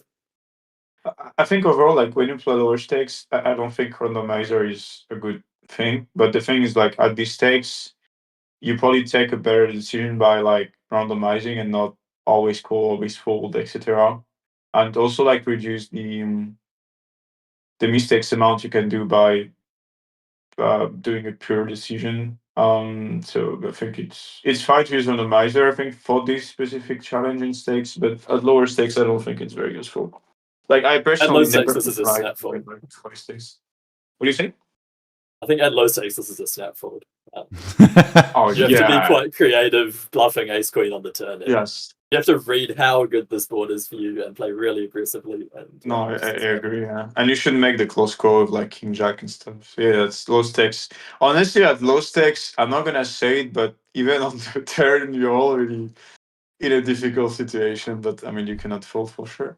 You can still I have prefer the weaker fast hands. play on turn at low stakes too, to be honest. It seems very legal, but If just assuming they have too much equity. if there was a jam on the turn, then Lama is folding, I assume? Lama's sad. Sorry? Lama will be sad. I don't know if he's folding. Yeah. It'll be close. How much I more think is It is he? just a always- fold, actually. I think he's always folding, but maybe he calls. We can ask him. I don't think Yeah, he even loses to bluffs, so I think it probably. It would be for is 8K more. That's pretty expensive. Oh, the river is nice. He has to pay 8K to win 25. Oh, they're a bit deep too. Yeah, you're definitely folding. Yep. Yeah. Just the little clubs. A pretty sick hand. Yeah, we called that. And Moon is paid, or he folded? Yeah, he paid. Yeah, that's why we see the aces. Interesting. This board remembers me. I don't know if you remember, Johan. Like I got check min raise. I had sixes on this board, and it was the same out, and I had sixes and he had nines. I don't know if you remember. I don't remember. It's been too many hands. Yeah, too many hands. Too many hands was. No, too many hands for me. I stream a lot of hours. I know. Actually, wait. I don't even. Let me check. Do we know who is Firefly? Oh, it's Aurora. Yeah, right? he was streaming earlier too. I think he might still be. I think he's playing tournament these days, right? He's not. Yeah, he's been playing tourneys for a few years now, I think. A tournament. What an horrible format to play. I have so much respect for the tournament grinders. Like, the swings are just insane, man. Now, at first, the swing and like you stay so long into your computer. Like I couldn't physically not stay like for 8 hours in front of the computer. You know. Yeah. It's Like- 8's a short session. You get like 12-hour days, 14-hour days. And You're what's great playing with in- Cash is like you start your session, you play shit, you can just find an excuse and go, you know. And in MTT, you're locked for like 10 hours. Yeah. What about when you start 300xing your buy-in? And you're gonna embrace those 12 hours. You're gonna chase that high for life. What about when you play for literally 2 days and you meme cash because you lose kings against And then you're aces still in gonna PL chase the or high of something? the time you I 3000x. can tell you all the tournaments I've played, I never had good results, and also I like always lost a spot at the worst moment, and it feels like way worse than taking a bad beat in cash game. I remember I played a PLO tournament on Club GG. It was a big one, like 200k win, and we were, I think, 11-ended. And I play a spot against second in stack. I was first, and we're two very big. So like, if I win this one, I have like probably around like 30-40% of the chips of the tournament, like 11 left. And yeah, and I lost aces against kings. And it sounds like a bad beat story that nobody cares about, but what it shows is that you need so much hours to overcompensate the variance that I think it's a very mental strange to play while bad running for so many years. See what I mean? Yeah. Then you never overcome the variance in tournaments. You just have to embrace the. No, you cannot. Instead. You cannot. Yeah. Mm. That's why Especially there's like imagine singles, live. man. Imagine a live tournament. And the Tritons and stuff is insane. Oh. You get like a 200 tournament sample if you grind them for 10 years. And the swings on that is like you can be a 300% ROI player or a minus 100, well, not 100%, but like minus 70% ROI player. And it just Yeah. depends how you run. It could be the same dude. Yeah, insane.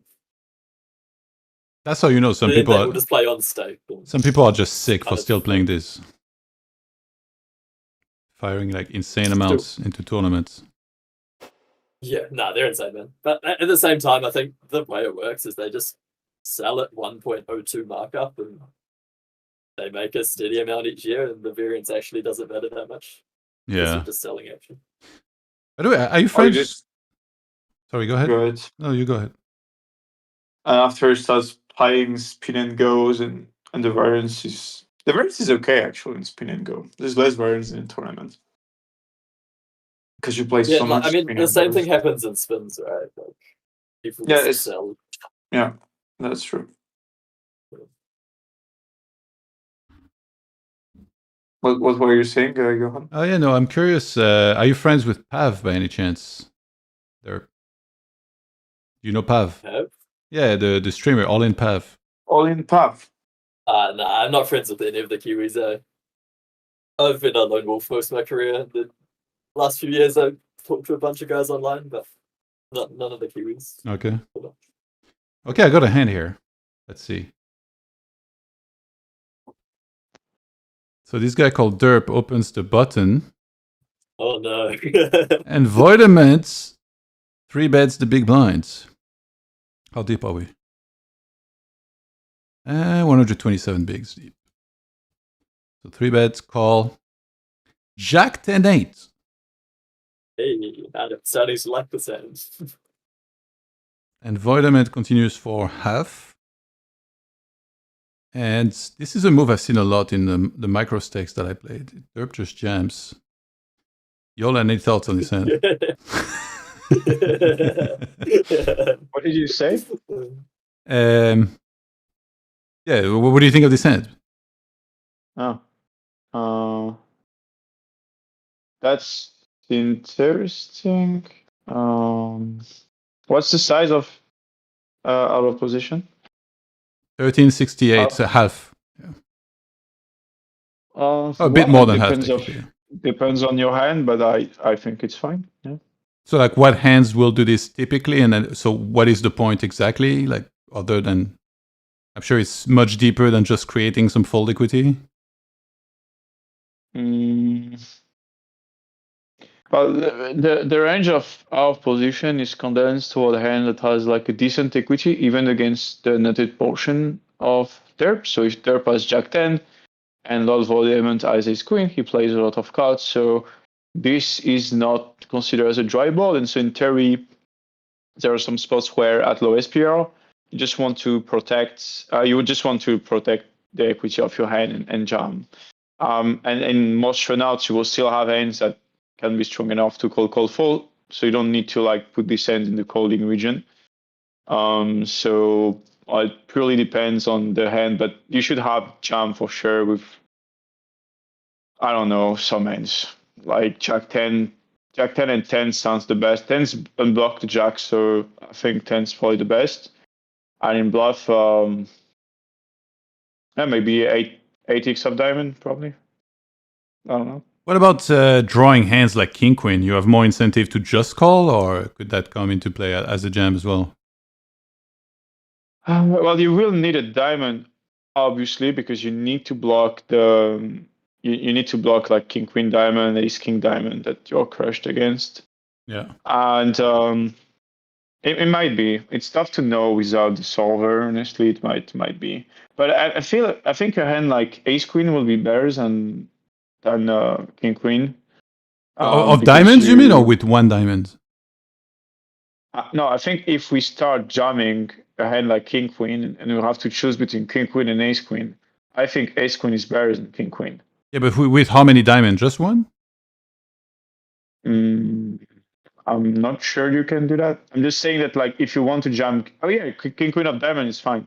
I thought you were speaking about king queen, like random king queen. Yeah, no. I'm asking you about either because I don't know.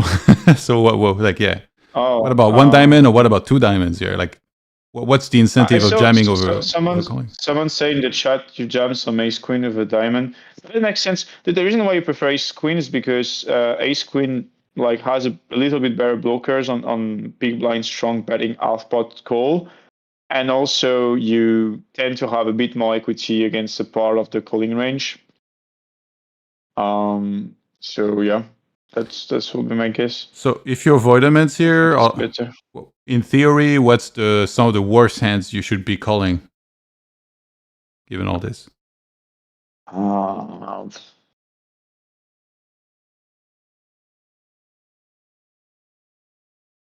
I don't know.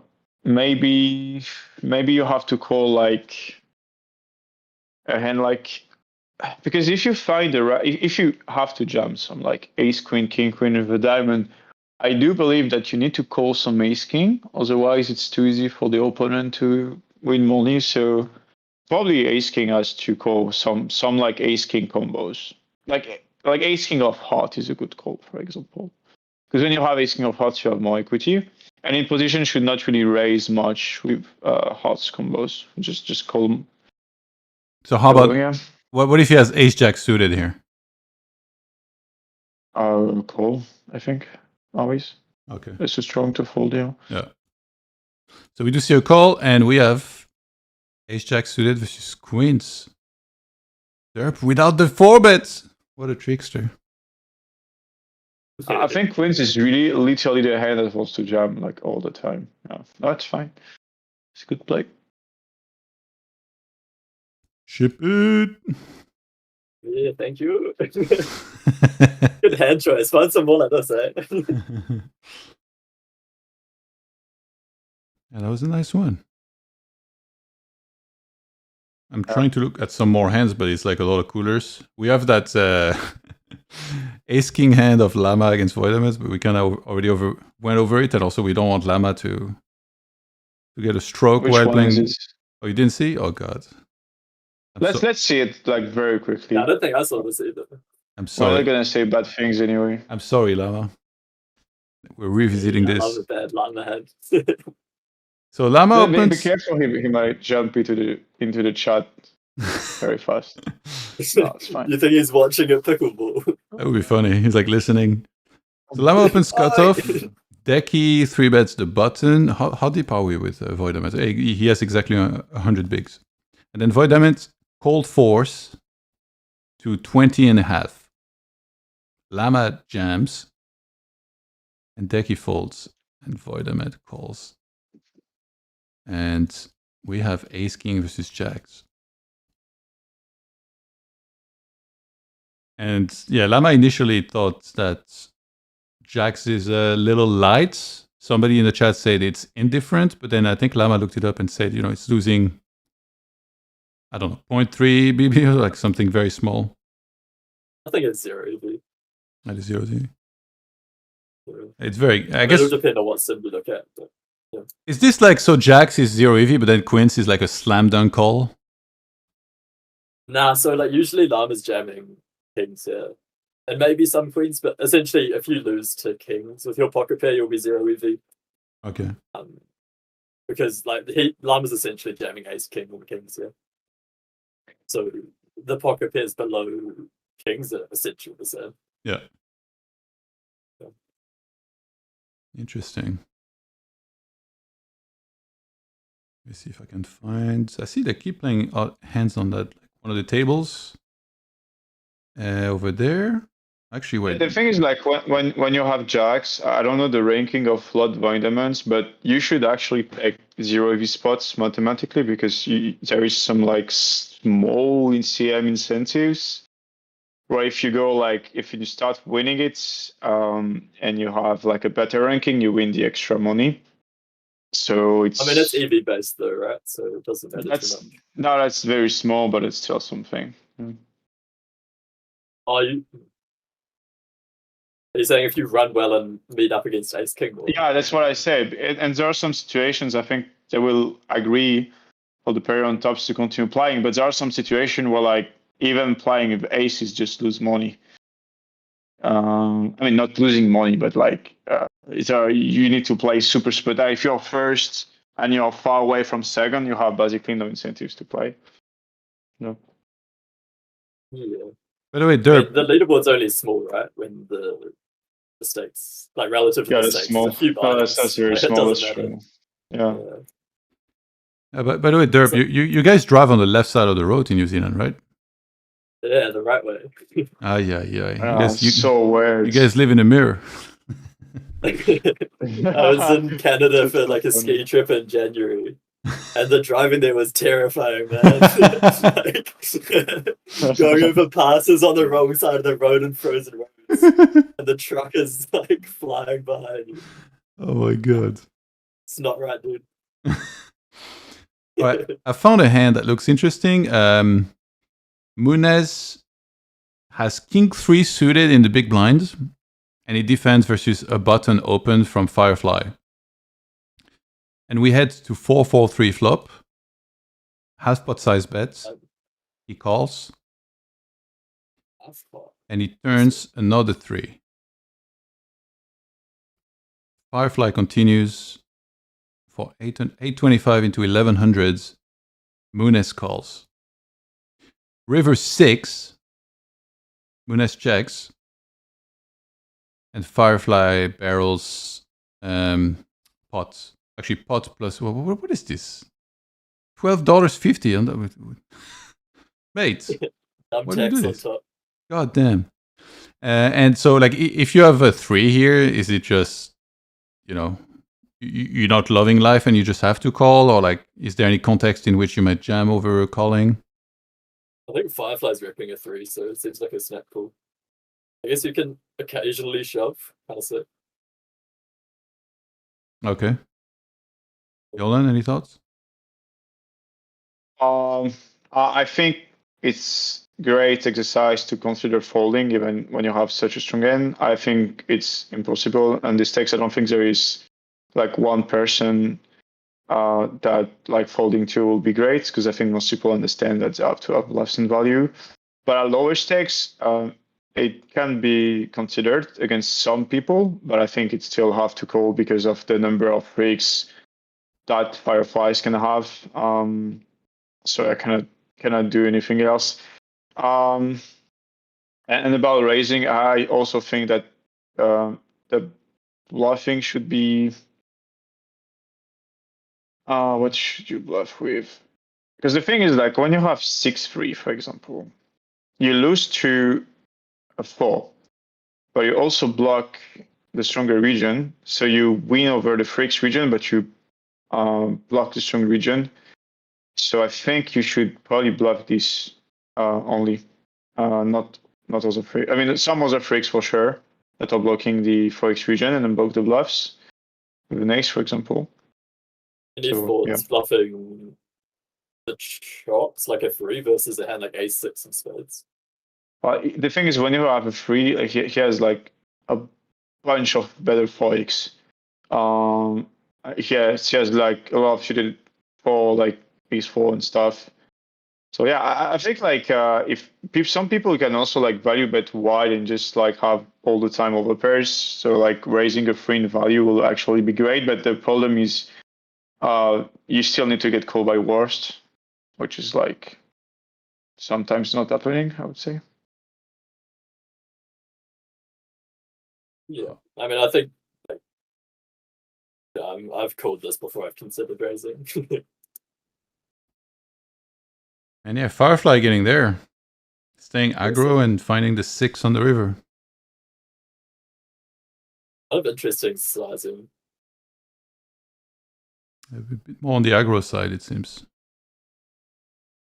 Yeah, I mean, flop and turn are very standard with this hand. On the turn, your hand's worth like one more bit, and it's very vulnerable to overcuts, so you just get it on the turn and check river. But doesn't he block And then when he, some of the calling hands? When he has 6s? He has 2 6s, so he blocks anything that's like a, or like a bunch of straight draws.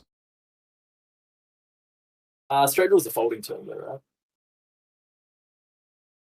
Oh, Mhm. he has 6s. I think when you play deeper, you probably bluff 6-3, but I think at this stack depth, it's actually a value because you in position should bet over pairs, and like a hand like 6-3 is strong enough to jam. It's not a bluff, just to fix what I said before.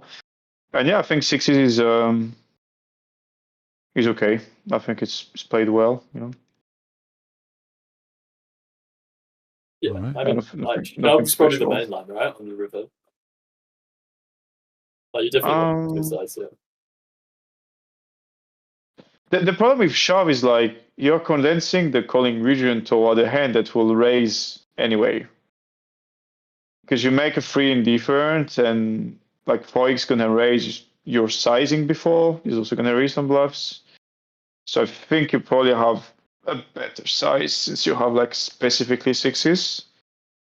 Yeah. Yeah, fair. But that's close anyway. I don't think these spots matter much. Yeah. Yeah, like, it's a weird spot where, I don't know, it's a very strange run out, right? Yeah. Yeah, it feels weird to just pot sixes to me, but maybe I'm an overplayer, or I definitely am an overplayer. But yeah, I would have thought you mostly shove this and then occasionally go a really small size. But this feels kind of in between.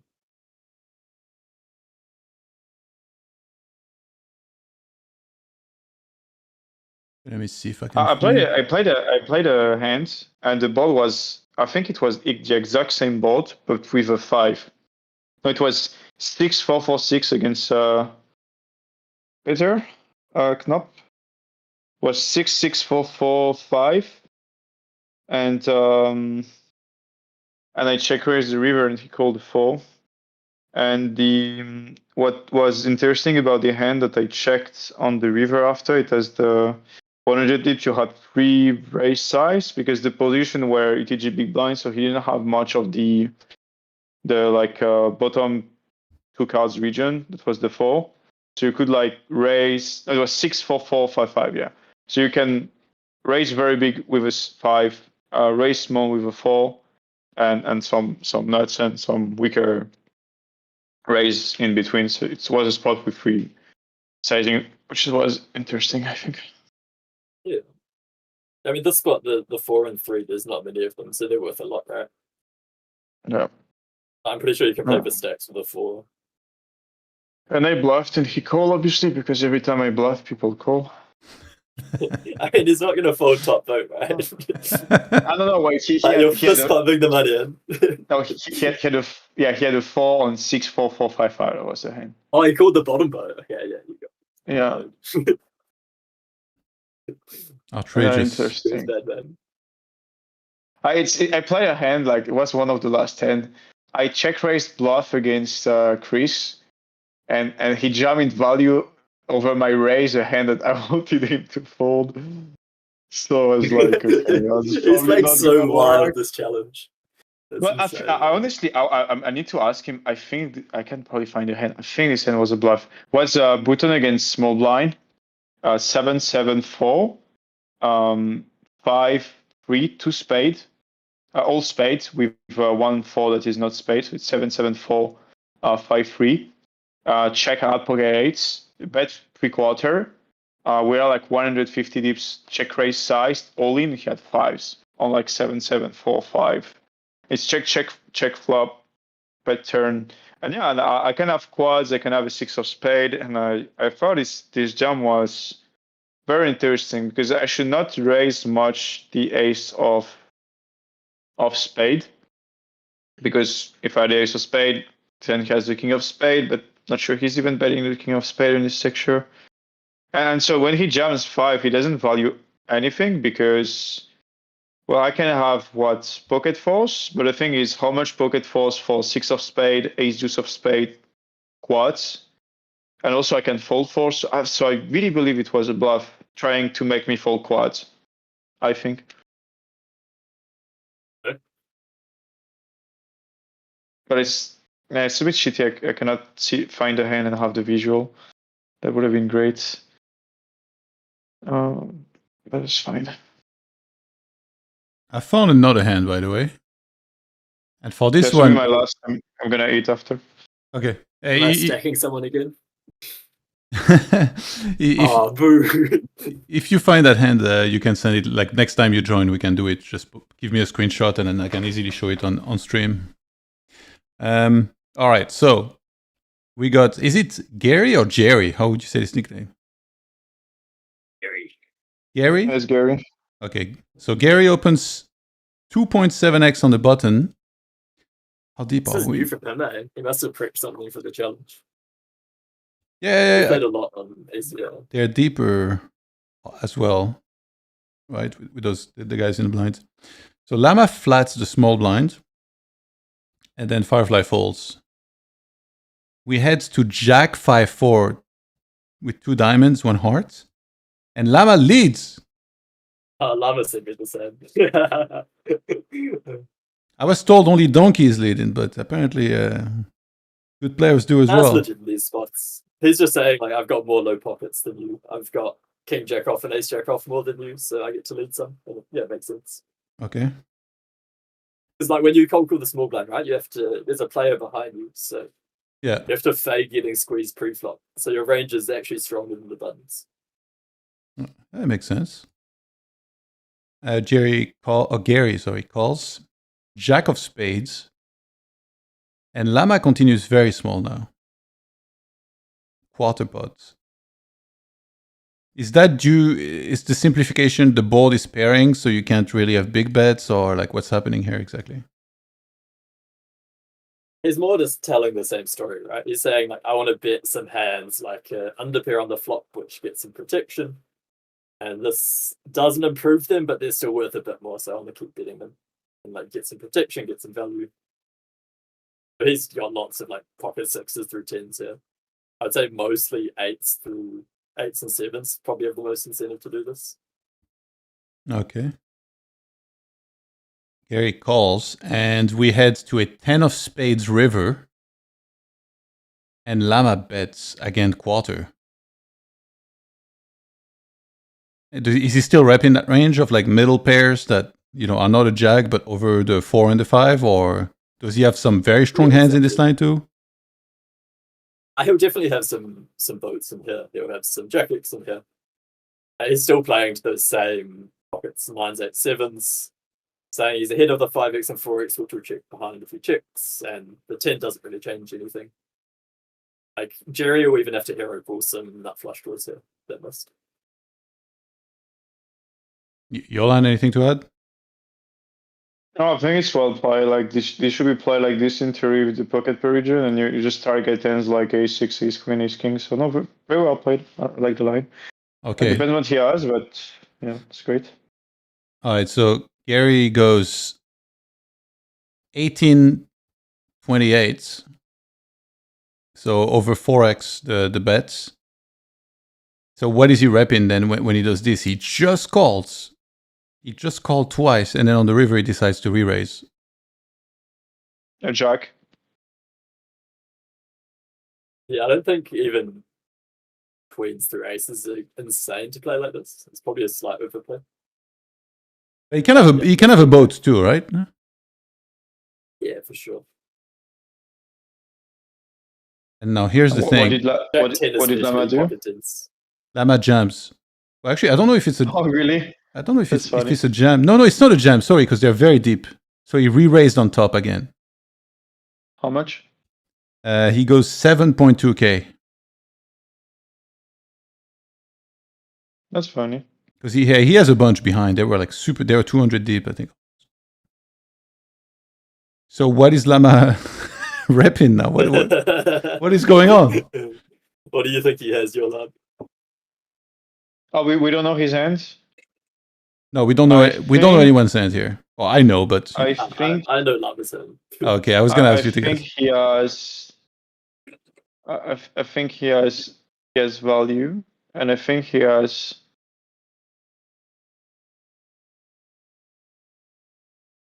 Jack 10 or pocket 5. I will bet on pocket 5. Okay, so I'm gonna make things simple. I want to do a little challenge. You don't have to do it if you don't want to, but I'm gonna tell you, he doesn't have a very strong hand, and it's a very unlikely hand. And how about we give you 5 tries? You can name 5 hands that you can think of to try and guess. You think I cannot? I think is a pocket deuce or 8, 9 or 10. Yeah, that's Am I three. right? That's How 3 does hands. this get it? 2 more hands. Like it's not. I didn't guess. No, you didn't guess. I think the way you said it has to be a rare hand, so I can probably guess a hand like King 6. No, No. it's less rare than King 6 then. Pocket 7. Oh my God! On the last try. Holy moly! I thought I misled you as well because I said like an unlikely hand, but like up until the river, it was a likely hand, right? It's just that Yeah, the but, river like, play. So I I think thought, if it was very, very unlikely when I say King 7, I would say something. That's why I thought it was more like 7s. Wait, let me guess the shoot. He has 7s with 7 of. Wait, let me guess. you're not looking, are you? Because I should. No, I'm not looking. Just waiting for the stream to catch up. 7 of spades, 7 of diamond. Yeah. There you go. Clip that. Put it on Instagram. Wow. What a goat. I'm feeling bad. I should have answered earlier, but I'm sure like people in the chat could see that I didn't have the. Well, he didn't show in time. Oh, that's cool. I guess the exact hand. Yeah, on the 5th try. But yeah, I think I kind of misled you as well. Because like the way I was saying it, maybe it sounded like it's like one of the more unlikely hands. That makes no sense. Can you guys in the chat just confirm I said it before we can see it? Because otherwise I feel a bit dumb. But well, they wouldn't know. Everybody has delay, right? How could they know? But then I have the same delay. So like if when I say that they couldn't see it on the screen, it means I couldn't watch the stream. So yeah, I think it depends on like my delay is 6 seconds, so like it was showing already. But we believe you, obviously. I have way more delay. Yeah. No reason to lie. We believe you for sure. Yeah, I mean it will be a little bit dumb. Wow, that's cool. You said 7s before I showed, for sure. Yeah, but so I was about to shoot. But yeah, that's interesting. I think that that's not like a theoretical bluff, but when I see this type of move, especially like if it's Lama, for example, I think he knows that 7 is not like a theoretical bluff, so he probably tries to do something. And if he thinks that the guy here will overfold, then it's a great bluff. But the bluff combination should not come from 7s because you don't have good blocker properties. So it should come by at least having a blocker like a 10. Or just like, yeah, I think a 10 sounds good to bluff and just not bluff a hand like 7. But if he thinks that the person overfolding is fine. The problem I have with these spots, especially against this guy, I don't know the dynamic between them, but with me, he's a bit, he likes to call, I would say. And it's what I saw from his play on GG. So the problem with this spot is the raising range in value is so narrow. And if you start deciding to call this all the time, what he raised on the turn, which is quite likely, I think, if you had King Jack, because you're not raising Queen Jack as Lama, right? So it starts to like be a very difficult spot if he doesn't bet full ends, he should fold. But at the same time, if he always fold the Jack here, the spot is printing. So it really depends on the read you have on the opponent. I believe against me, at least, I will not overbluff sevens here with my image, but yeah, if he thinks that Gary is folding too much, I think it's fine. Yeah. So it's interesting and for sure. All right, that sounds. Everything makes sense. Great hands. Nah, this is fun from Llama. Hey, you should have saved that for when he was here, all right? Like you didn't needle at all. You missed your shot. I wanted him here, then I could tease him. Yeah, but then you didn't say anything when he was. Come on, man. You didn't show him punting when he was. You could have brought it up. You know, I'm very reactive. If you mention a hand immediately, I would be like, boom, he would appear on stream. Yeah, fair enough. Next time. Nah, you have just plenty of 10x to take there. So yeah. I think it's great to have the mental flexibility of like not, because there are some players in the challenge that really try to mimic theory as much as possible. And I think it's also great to have the ability to like deviate in spots, because it's not a lot of people deviates, I think, like in a consistent basis. So yeah. Yeah, no, I agree. It makes him like much scarier to play, right? If he's gonna randomly take illegal combos, if he likes the spot, makes it way more. Yeah, because he can also decide not to take them. And if he doesn't bluff you, you're screwed, you know? Like you just like I've seen him make illegal give ups too, which like if you make illegal bluffs and illegal give ups, it becomes really hard to play because he just picks certain spots that he thinks are good. No, that's cool. I'm going to step out for a couple of minutes. I'll be right back. Yeah, sure. This guy, by the way, Gary Wu, he's the guy that called. Can I find the hands? I think Johan, you even know this hand. He played against Chris and Guyen at NL 10K or 5K, 300 deep. The ball is 8-6 deuce. Turn ace, river deuce. The action is like check raise, bet all in, 300 deep. And I think his name is Jakovic Billy. He called, no, is this his name? Maybe. He called 9-7. Did you see this hand? 9-9. I don't think so, no. I don't think I saw it. Yeah, this hand is insane. I don't know if people in the chat can find it. I will try because I know when it's not visual, it's not cool to watch on stream. So I will try. Did you see the hand just now? No. That was, okay. What was it? Okay, so we're very deep, by the way. So Firefly and Davey, they are 183 big blinds deep.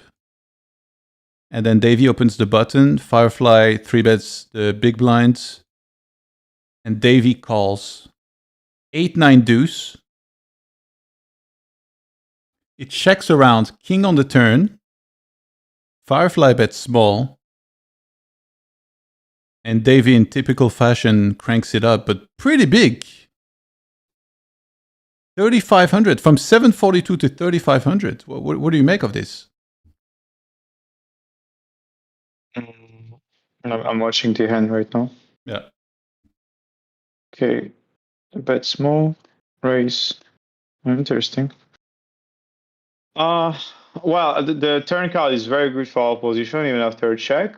So you can start to have like multiple size, and facing small, you need to have some raise, otherwise it's too easy for our position to realize his equities. So you need to have some raise, and yeah, a hand like thinking queen can raise. I think a hand like two pair that check back the flop can also raise. If it's to check back this, yeah, sounds decent. So Firefly calls.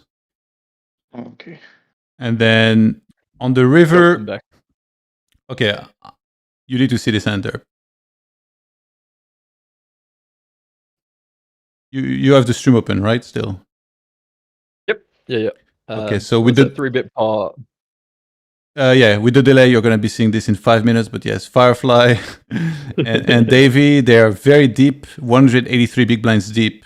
And Davey opens button 2.5x. Firefly does 11 bigs, call. 9-8 deuce with a flush draw. Firefly checks. Davey checks back. King of spades on the turn. Firefly bets third pots. And Davey massively cranks it up to 3,500. Yeah, interesting. Firefly calls, and a 3 of hearts on the river. Seems like a complete blank, pretty much.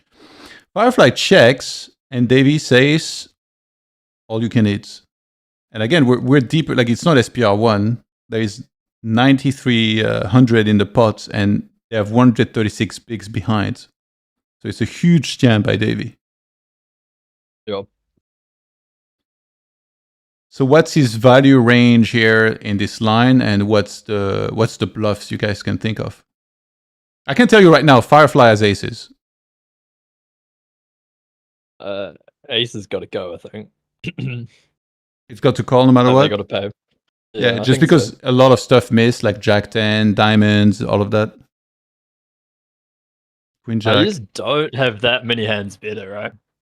I mean, yeah, aces is just way too strong for me to fold, I think. Yeah. And So it's so, probably a bluff catcher though. So yeah. yeah, I don't think Davey goes ace king here. Feels like ace king wants a slightly smaller pot size, so then ace is a catcher, and then maybe it is foldable even.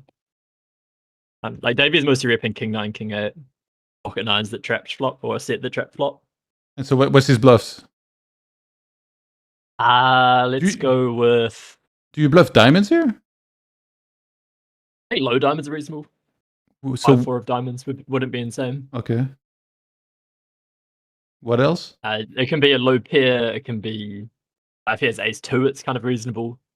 He has 6, 5, 7, 6. They're kind of reasonable. What about Jack 10, Queen Jack? They seem worse to me. Yeah. Just like worse removal, right? Because Yeah. like when it goes check, check, and he blocks turn, a big part of the range he's saying is I've got pocket 10s and jacks that want to block bet. Okay. So like blocking them on the turn is already bad, and then yeah, they're probably the hands that call then fold. So on the river, they seem bad too. And yeah, we did get a call, and he ran into top 2, King 9 suited. Davey, maybe extending his lead further. Yeah, I'd love to see it. Mamma mia! Come on now, what is this? Yeah, Firefly's turn size is quite interesting, I would say. And yeah, would've Aurora, he's reviewing the hand on stream. Oh yeah, what's he saying? I don't know if What's it in he's Russian? talking Russian, yeah.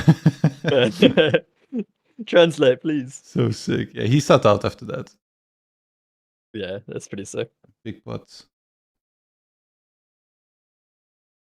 In theory, you're meant to bomb the 3 bets pre, so it's like a happy stack off with aces. I play 11 too, just on a different style, but Yeah. seeing this kind of makes me want to just bomb it, because then you don't even have a remotely close decision with aces. Yeah. Whereas here, it is just a bluff catcher. Let's be result oriented on this one. When aces get cracked, it's always easy. Yeah. Start 3 betting to 16 big blinds. I have these too. Like I play every time I get my aces or king's crack, I look at the hand like, God damn it, I should have done this. Then I'm like, no, actually, this is fine. Just he got there, you know. Yeah. Oh my God. Yeah, this what are you guy. gonna do, right? Yeah. Go all in pre. That's what Yeah, shove. you know. In Suck out on me now. yeah. When I play in Vegas, like I play 1-3, and people always do this, and they're like, I prefer to win like 3 big blinds than than to get sucked out on. I'm like, that's how you win money. Like, what are you doing? Oh my God. You still in Vegas, Johan? I don't have any plan right now. I think like sometime next year, either early in the year or summer. I don't know. Are you going? Yeah, actually, that's also why like I don't think I'll play in a challenge much, because I'll go in the US in like 2-3 days, business stuff. I don't think I will have much time. Okay. Did you see? That's my excuse to stop the challenge, because I lost a lot. Tell me. Yeah. Did you see Kevin Packe's Instagram post, the latest? Yeah, I saw he played on the sick? No Gamble No Future game.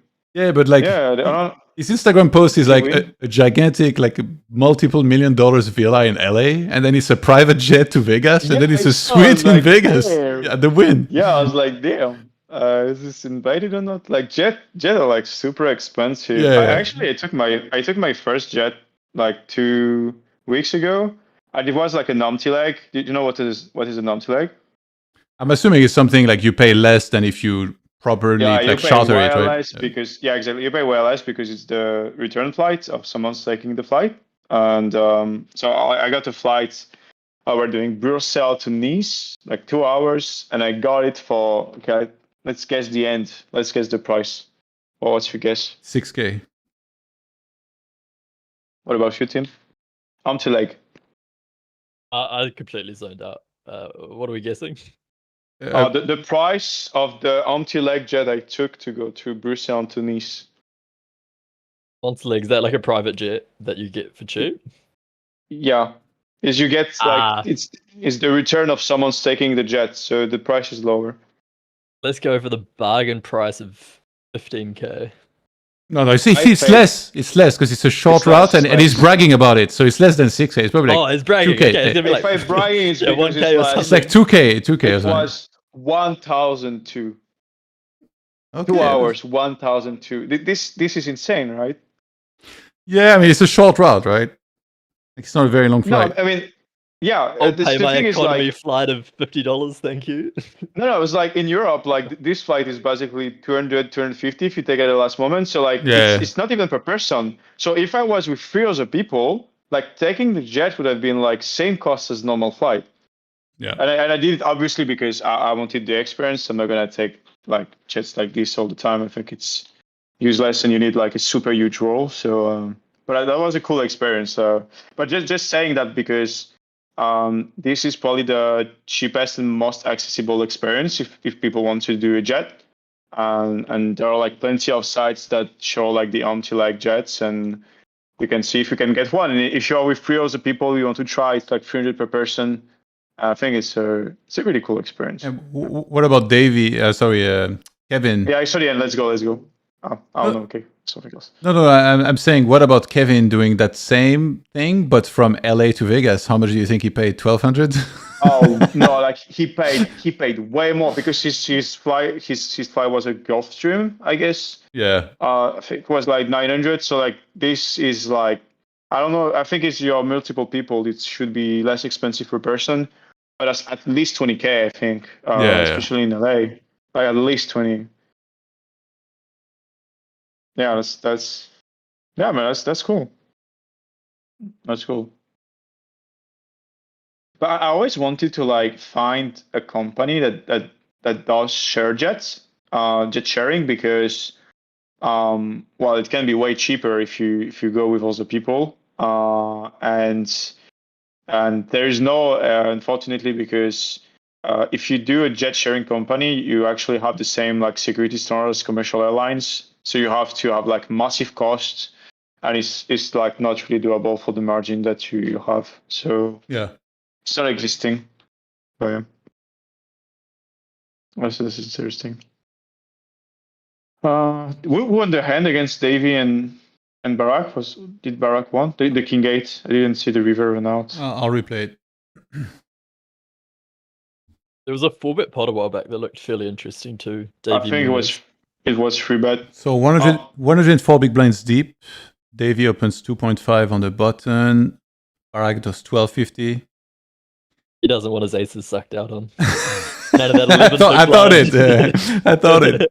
For $150 more, you can get yourself insurance. He calls Ace Queen 8, and Barak bets 765 into 25.50. Davy calls 4 of hearts. He bets 26.40 into 40.80. And Davy jams. Barak calls. Run it once.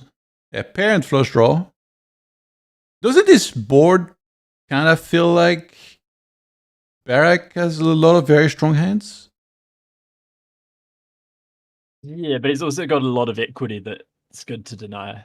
Okay, yeah, that's the point of the jam, I guess. I don't know about Davy's hand, to be honest. I don't like the Seems kind of jam. I off. think it's bad. Yeah. I mean, again, as I said always, I don't like saying like a move is bad because you don't know. Maybe he has information about the timing, the opponents, etc. But I think from a theoretical standpoint, your hand is just a goal. Like the equity of the jam is too low, and you don't have the hand category that wants to deny a hand like hot combos that will give up the river. So if I jam, it will be more a hand like King Jack or Jack 10, but not really King 8. I don't think it's good. I think it's a mistake. Yeah, I think it's nearly the right hand. It just seems slightly off to me. Maybe I'm completely wrong though. Davey's obviously a beast at this.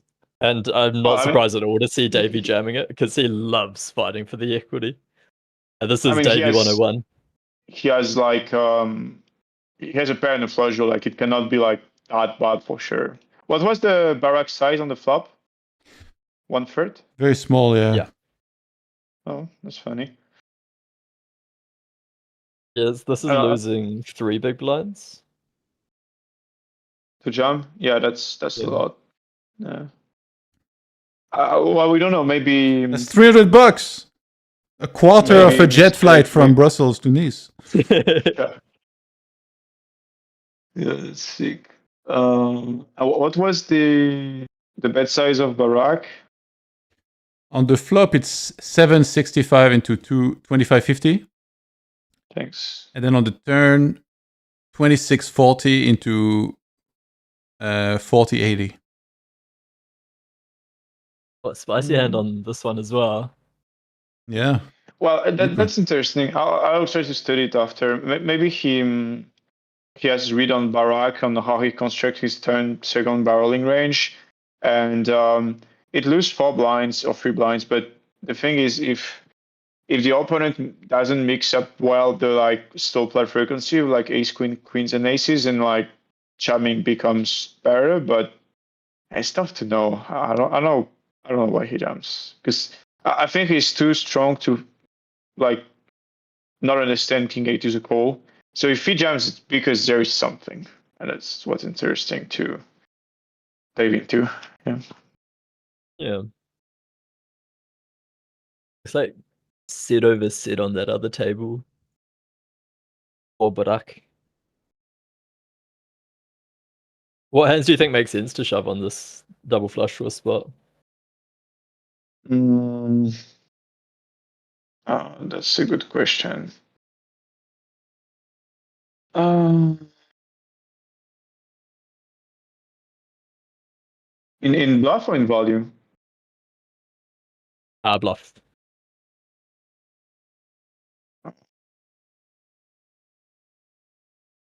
Anything crazy happen in that hands? I think ace. Yes, sit over sit. Okay, kidding. No, I'll jump some combo draws. I think.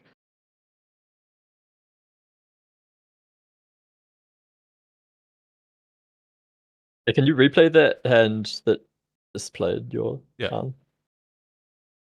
So that was a Barak. Wait, how deep are we? Yeah, we're pretty damn deep, yeah. 200? At 217. And he opens 2.5x. Davey flats the small blinds. 6-3 deuce. Ooh. I guess Davey must only do this deep, because he's usually playing 3-bit or fold here, I think. Yeah. He leads small, gets raised. Calls 8 on the turn. Davey checks. Barak bets 75%. And Davey check raises. Barak calls 4 of diamonds on the river. Davey blocks. And Barak just calls with not quite bottom set, but yeah, 3s. And it's a set over set. Oh my god, this turn. Yes, okay. The river potentially saved a bunch of money, I think, maybe to Barak. This feels underplayed by Davey, to me. You mean on the river? The 5 feels the 5 feels deceptively bricky. Like it feels way brickier than it looks. And I think top set's just worth a bit more. I could be off though. You mean the 4 on the river? You still have the 5x of clubs region. But but there's still lots of overpairs, right? Yeah, I agree. Right, how big did he check raise turn? That's the break point, I guess. It's 1.4 and he does 5.9. Okay, I'll go, guys. Thanks for your time. Happy Hey. to meet you. Happy to meet your team. Yep, And likewise. yeah, good luck for the job, Johan. Continue. That's great. Thank you for being on, and Hey, guys. you're welcome back anytime. And if you want to shout out your socials and YouTube, Oh yeah, I have a YouTube channel. It's Johan Cohen. Did you watch my channel, Tim, before, by the way? No, I don't tend to watch much YouTube.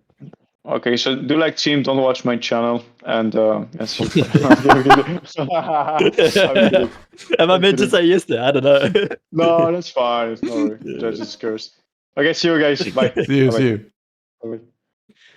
Shout out to Yolan. Make sure to give him a follow on Insta as well. He posts like very short, like 20 to 30 seconds hand breakdown that he played in some pretty high stakes. It's pretty cool stuff. But yeah, so he check raised to 5.9 and then on a 4 It's river. getting enough at the range. Nah, it still feels underplayed, I think. These spots, there's deceptively not that much 5x. I think you just go slightly bigger with your 8. Okay. And And I could be off again like Davies, so yeah. Yeah, Barrack probably feels a little trapped here. Yeah, like That's this feels like the pocket 3s size from Davey, or pocket 6s. So like pocket 3s in position doesn't get to fold. Yeah. Obviously a pretty sick setup for Barak though. Ay. Yeah. Yeah, the flop, like he leads and he gets raised and he calls and he bings it. I don't know why. These are like the hands that irritate me. If I'm the other guy that loses this, I'm like, oh my god. It's funny because like he played right? Like he leading is fine and then calling the raise is fine. But every time I'm like, oh my god, he binked it.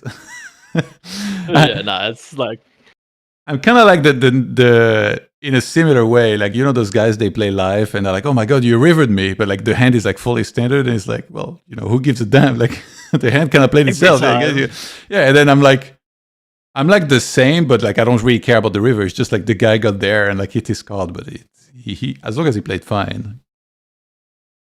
Yeah, some guys just kind of are so fine and so calm when that happens, and others, even top guys, get pretty annoyed. So yeah, I think there's two types of people, right? Of course, I'm a tilter too. This guy. How about for you, live versus online? Like, do you have a preference? Do you like going back and forth? Because we have kind of like a little bit of a variety of people on the stream, and some of them just swear by online. Some like to mix it up. I like online. Live's so slow. I kind of go to live tournament stops every now and then, and mostly as a recreational player. Like it's just fun. Like once a year to play some live poker. I've done pretty well over the years, but what's your online's definitely where. What's your favorite places to play live at? I haven't been too many, to be honest. Gold Coast, Australia is kind of nice. Vegas is fun and insane, but yeah, I've only been there once. What's the screen? I want to try some stops in Europe, I think, this year. Oh yeah, you should. That should be fun to try. Europe is sick. Yeah. Jeff Green asks, what's the screen on ACR and stars? It's Tim Jacobs, according to...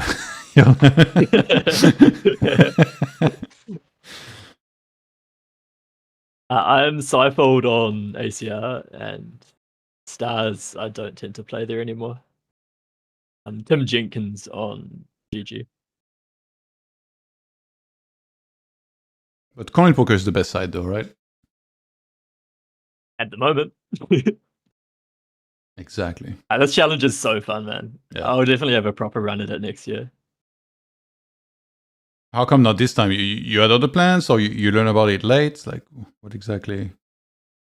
Yeah, I've got plans. I'm meant to go away in a week. Okay. But I mean, if I keep running good, I'll probably cancel it and play. But do you think even just didn't prepare for it and stuff because I wasn't even sure I was going to play. No.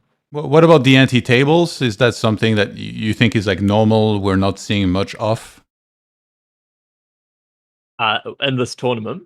Yeah, because there is anti-tables, but like they've hardly been played on, and like whenever there was a couple MTT guys hopping in there.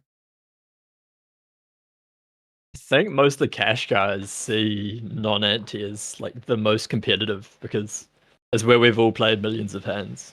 Yeah. So it's how you show the pinnacle of cash games, in my opinion, and I think that's why most people have stayed to that. Also, like, there's just not incentive to play there really, unless, I mean, you really bag on the MTT guys, but they're the ones who've played ante their whole careers. So Yeah. Yep.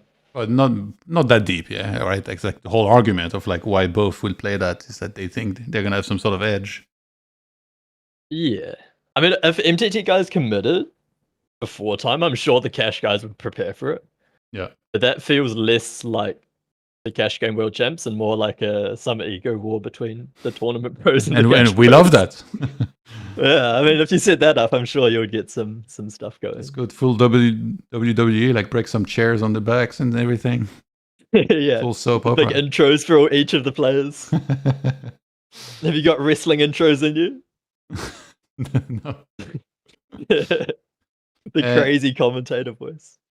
Davey Love asked Team Jenkins from Upswing before? Question mark. You made content, educational content. Yeah, I still coach for Upswing Poker. Oh, nice. Yeah. So you have like a bunch of videos on there as well. Yeah. I've been coaching for them for 3 or 4 years now, so there's a fair bit drifting around on there. But when you say coaching, you mean like you record videos or you do like live coaching of sorts? Yeah, recorded content. Okay. Yeah. How often do you have one posted? I did a lot in the past, and now it's like a webinar every few months and a bit of interaction in the Discord group, pretty much.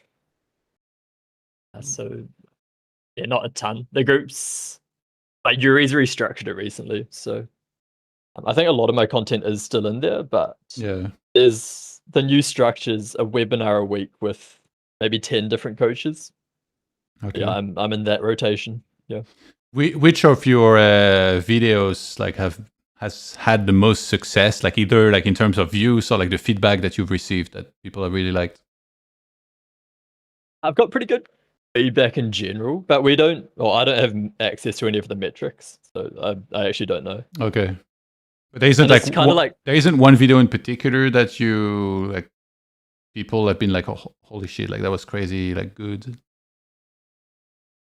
I mean, it's kind of weird, right? Like, if you watch a video course somewhere, are you gonna write in and say like, "I loved this video"? It's just kind of not what happens, right?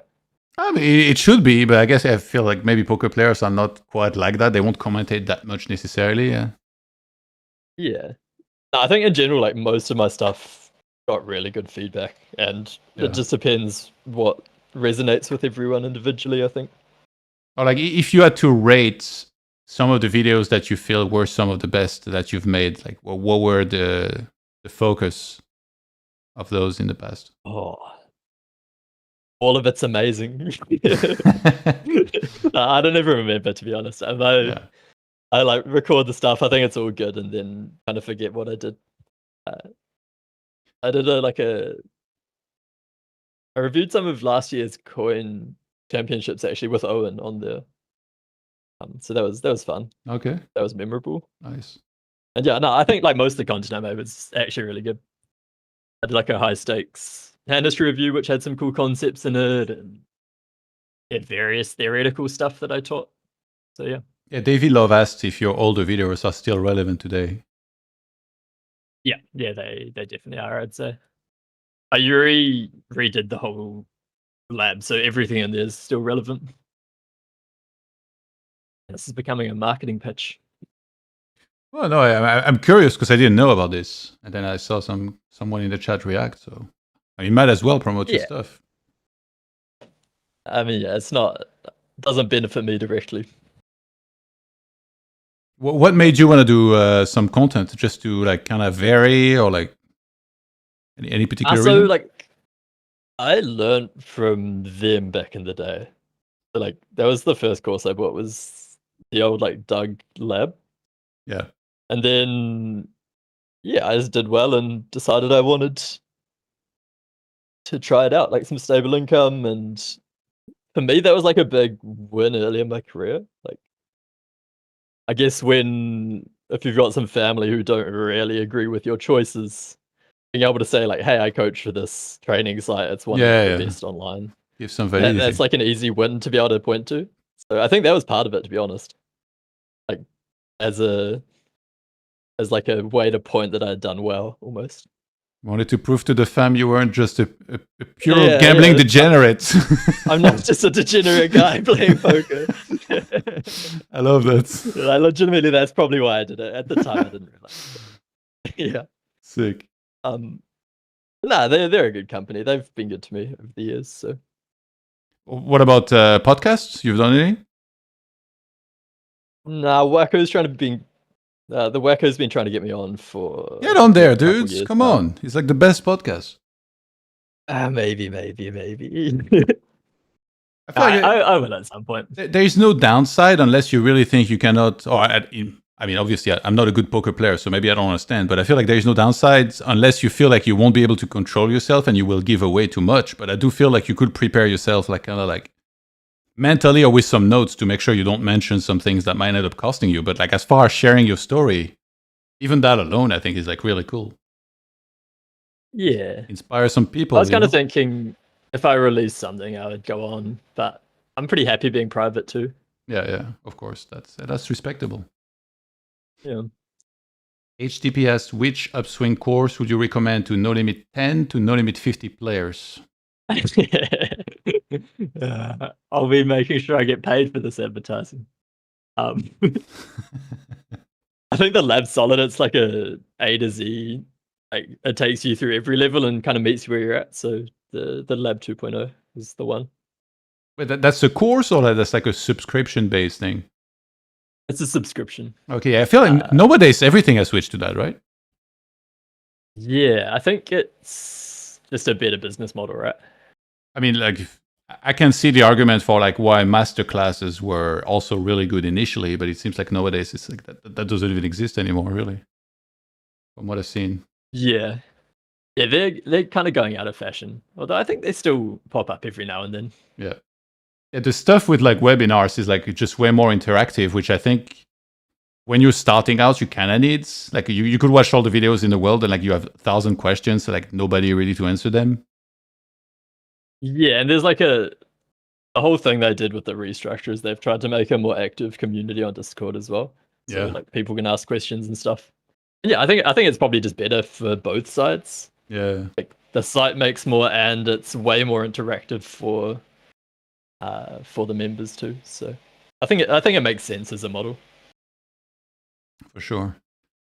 I think it's also the same thing with like like the solutions websites to study theory and stuff. Like if one of them was to come out with like a simplified strategy that can be very effective, and also like maybe that gets explained a little bit more along the way, because now it's like you look up at one of the solutions and it's like you kind of have to come to your own conclusions, which sometimes can be very complicated, especially for like more beginners, Yeah,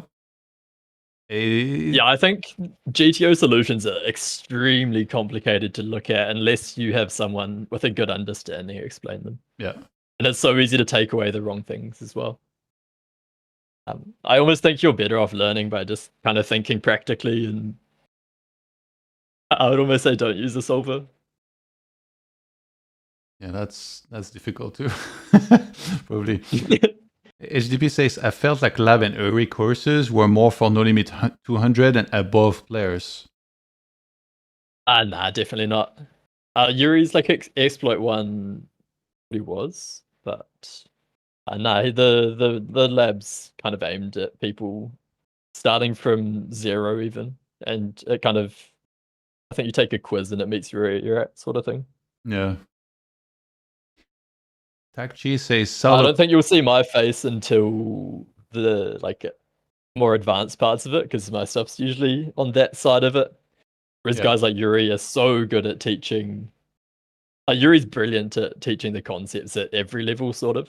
So he could teach the same concept to someone who just started poker and someone who's playing for 10 years, and you would both learn something. Yuri's voice is too chill, though. It's like when I hear him talk, I almost want to listen to him like falling asleep. Maybe I should try that and like wake up like a theory genius. I've definitely fallen asleep to Really? videos in the past. Oh my god, the confessions. Yuri's a good friend of mine. We've done a fair bit of work together at this point, so yeah. Yeah, I hope we can get him on actually on the stream. He came in the past last time, and I think also during the Mid Stakes Championship. Would be cool to get him on. Takchi said. Sorry, go ahead. You go. Takchi in the chat said Saulo Costa low stakes blueprint, and then his GTO course very nice. Or dominate with data free nachos. Yeah, this is all content that I've heard is good. I don't love data content, to be honest. It feels like you're a one-trick pony if you learn. Do you feel like MDA is the wrong way to learn? I think so, yeah. It makes you so fragile. You learn your one trick, and if people understand what you're doing, there's like you get lost, I think. Yeah. I think just like learning to play good poker and is just the right way. Yeah. Prodigy say the same thing. Pretty much. I mean, me and Owen are on the same page with a lot of stuff. Yeah. Davey says the lab is worth for micro and low stakes. I don't know. How much is it? I have no idea, to be honest. I think it would be worth, like, if you want to take poker seriously, it's a good way to learn, but yeah, each their own right. I feel like those things you should look at as an investment.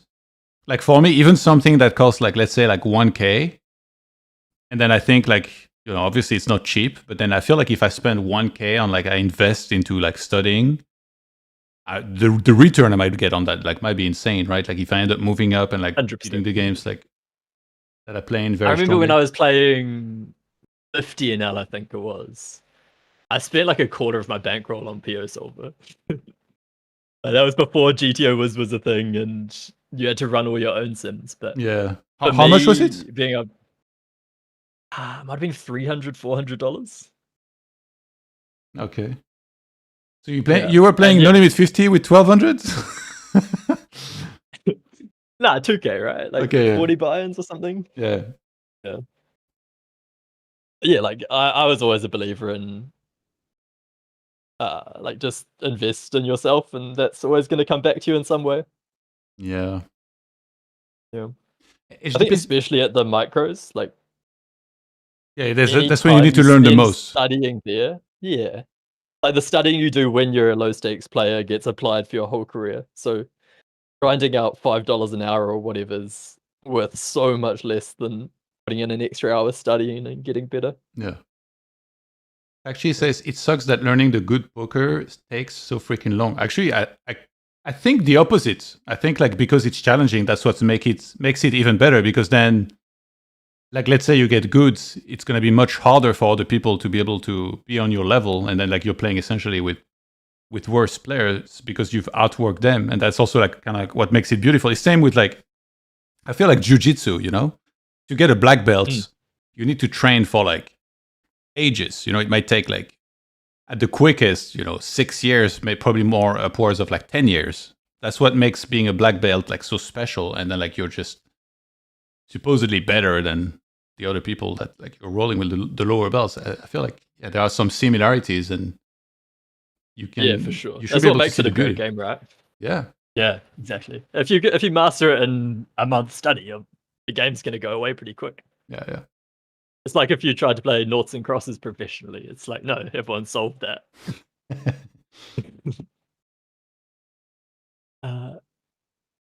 Yeah. Do you think for NL50 the data approach worked better than the more solid one? I mean, yeah, you probably make more money playing a database approach, like an MDA approach at NL50, but it's not about winning at NL50. You're not going to make a lot of money at NL50. So if you learn to play good poker, you will eventually beat NL50 and the stakes above it. From what level does MDA fall off, do you think? I mean, there's guys playing high stakes who are MDA based, right? Yeah. So like, it is doable. I just think, I think it caps out earlier. I think you can't get as good if you base your approach around MDA. HDP says, funny thing I noticed is when I start to play theoretically right spots, I have long break-even stretches, winning but slowly. When I play more like ABC poker, I kind of hit double digit on decent samples. Is it just variance or just common occurrence at low stakes? Your thoughts? I mean, it depends what you mean by ABC poker. If that's just like nut peddling, then yeah, it's probably variance that you're winning with it.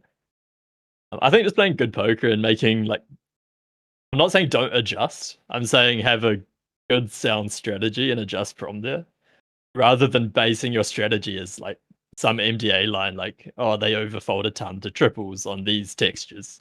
I'm always going to triple it. We can still go for that spot if we learn good poker. We just need to understand, oh, they might call this hand too much on the turn and then fold it on the river, so these spots are nice. And then if we see them, I mean, it's not the best example, but if for some reason you see them do the opposite, you know the counterpunch because you understand how the spot works. Whereas the MDA guy is just not going to counter. I'm starting to think that... No, it is. It is. I'm starting to think that at micros and low stakes, you don't need that much theory. Like, of course, you need like some sort of like, basis and like decent pre-flop play in particular. Obviously, don't be a horrendous post-flop. But after that, it's like, from what I observed, it's like a lot of exploits because the profiles are like so extreme. Especially like me, I play in often on fast tables. And it's like I'm playing with those guys. They're like 14, 10, 7, and it's like, like theory. You can throw theory out of the window against those guys. They just don't have the 3 bets. They don't have the 4 bets. You just like overfold literally everything. They show aggression, you fold. They just don't have bluffs. So it's like calling theory against them would be like a huge mistake. Yeah, 100%. I'm not trying to say play theory. Like versus those guys, you want to steal their blinds relentlessly, and once they start to fight back, you give them the pot. Yeah, this was more a response to HDP who's asking about it, because I feel like it's too common to look at it from a theory standpoint and be, oh, I played right theory-wise. Yeah, but like this guy's, he's just playing mega tight and he's hoping you're not paying attention, You found your 5-bet jam with ace-5 suited into the 12-bet guy. It's like, no. There's so many of them, it's sick. Yeah. I mean, I remember playing... the way I came up through the stakes was kind of taking advantage of those guys. And back in the heads-up sit-and goes years ago, you could just min-raise min-bet flop. And if they overfolded to either of them, you just immediately destroyed that player. So I would just tag the guys who you auto-beat with this dark blue color. And look for the dark blue. Yeah, you just hunt the dark blue. And then that's the same. I had the same thing in the Zoom pools coming up. I played a lot of I went through in and out of 500 an hour. I zoomed back on stars when it ran. Yeah. And even 500 Zoom, there was some dark blue tags around. So yeah. How many? That's still very relevant. Yeah. You go. Actually, a follow-up question on that. How many different tag colors do you think somebody playing like, micros or low stakes should have? Like, for example, I have reg, like of any level really, like usually good reg, let's say, fish, and then like well/degenerates or nits. So I have like 4 main tags, I think it is. Do you think that's enough? I hate the good rig tag. No one's a good rig. You're a hater. This is some Yuri tech. He said everyone at your table is a fish. It's just working out what type. Yeah. And yeah, every time I move up, you expect to see you expect to see people play perfectly, and they just don't. And yeah, even in this challenge, you're probably going to do better treating everyone as their own type of special fish than being like, oh shit, it's Davey, Burak, and Muniz. Like, I can no longer exploit. Yeah, you need a bit of disrespect in your game to do well, I think. Jan Romura said, I was stuck on 50 NL for a while, but after getting Uris, the poker blueprint, I'm taking shots at 500 NL now after 4 months. Frame it and put it on the page to promote Uris course. I'm going to link my guy to stream. He's going to love it. Oh my God. I'm gonna take a screenshot and send it to Uri. That's amazing. Oh.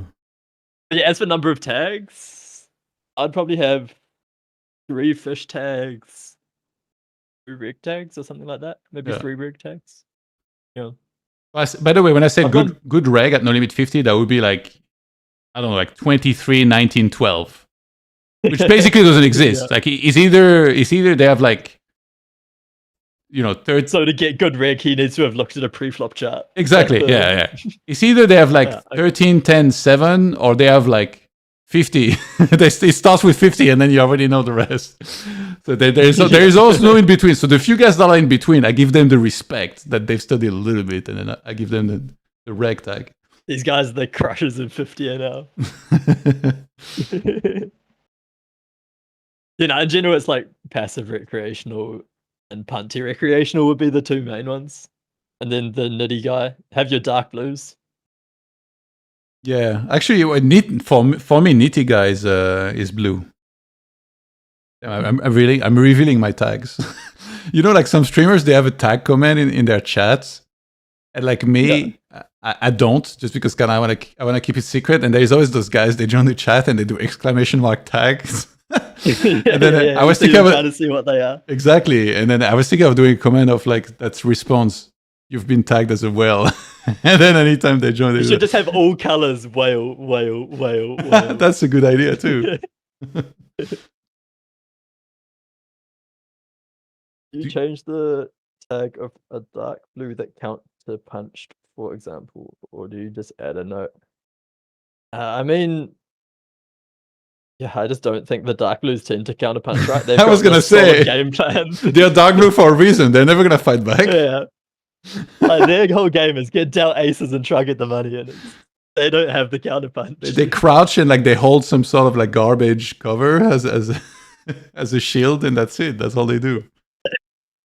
I always picture them in like a rocking chair with a cup of tea or something, just clicking their fold button relentlessly.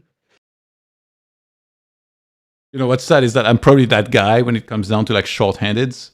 Because like usually I play fast tables, but I think it was a couple of the players here, they've been recommending to me to play like normal tables. So last night I was actually playing normal tables, and then sometimes we drop down to 3-handed or heads up, and I was like, oh god, like I don't want to play heads up, but you never know who's gonna sit, so I'll just stay a bit.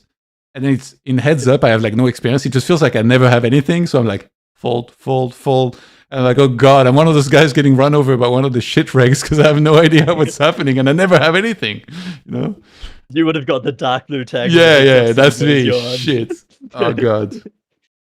Now heads up, you have to be so fighty. Like everything kind of gets upgraded. If you think of the normal hands that are worth 2 bets, you kind of move everything up a bit. Okay. So like second pair becomes the 2 street hand. Yeah. Top pair becomes a 3 street hand, etc. And that means that ace high is a 1 or 2 street hand often. You just got to battle heads up. I'm quaking in my boots just hearing about it. It's pretty fun, man. Like, I would get into it if it floats your boat. It's way more personal. Like I feel like everyone's way more prone to tilting heads up because it feels a dude can run well for 100 hands, and then you've just lost every hand for an hour. It feels personal, which people will like. Personal, yeah, which is kind of great. If you can stay like a bit detached from the match, it's really fun trying to read people's mood and stuff. Yeah. Ooh, we got an all-in, by the way. What have we got here? Big time jam.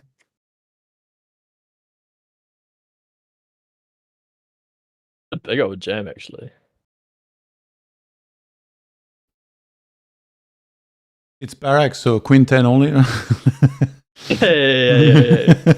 That would be so sick. Oh no, it's not a show table.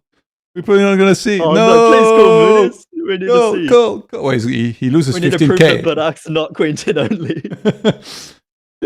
If he calls, he loses 20K actually.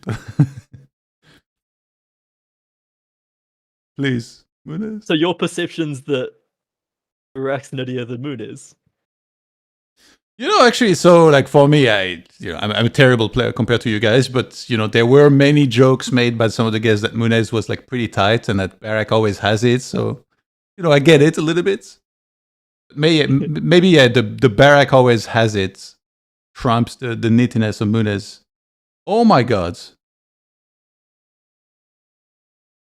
All right, well, Mythbusters here. Barak doesn't always have it. Yeah, Mythbusters on this episode of the Cash Game World Championship. Munez made a massive call versus me yesterday as well. I feel like he might have turned the leaf. Yeah, actually, Prodigy. Delete the dark blue tag. I think Prodigy brought the best out from him because I think Prodigy was kind of pushing the limit of bluffing maybe at some point. At least that's what I gathered from the way it was being talked about. And now Munez, it seems like, started calling a lot. It's like, all these guys are bluffing me. I've been folding. That would be funny if he did his own image building for a long time, just over folding. And now he's like, all right, well, everybody can stop bluffing against me, so I'm just going to collect. Yeah, I actually learned a lot looking at Munez's game. He plays so differently to me that, yeah, he does some really cool stuff in my opinion. It's a small check raise. Right. Yeah. And Barak had Queen 6 of hearts. And what did Munez have? He had Jack 9. Okay. So then pot size bet. He has top 2 and he just calls on double flush draw. Yeah, I mean, Barak's mostly ripping sets here and straights. So shoving Jack 9 would be a bit of an overplay. It's the kind of overplay where you can do it to deny some equity and it's probably okay, but I think the main line here will be cool. Do you think like when there's 2 flush draws like this, it's almost scarier to bluff on the river because like people just, everybody can clearly see there was 2 flush draws on there. And then yeah. It's like, there's some fun meta games that go on in these board textures. Yeah. Yeah. I think it depends a lot, right? So much. It's like a full level war, pretty much. Yeah, sick.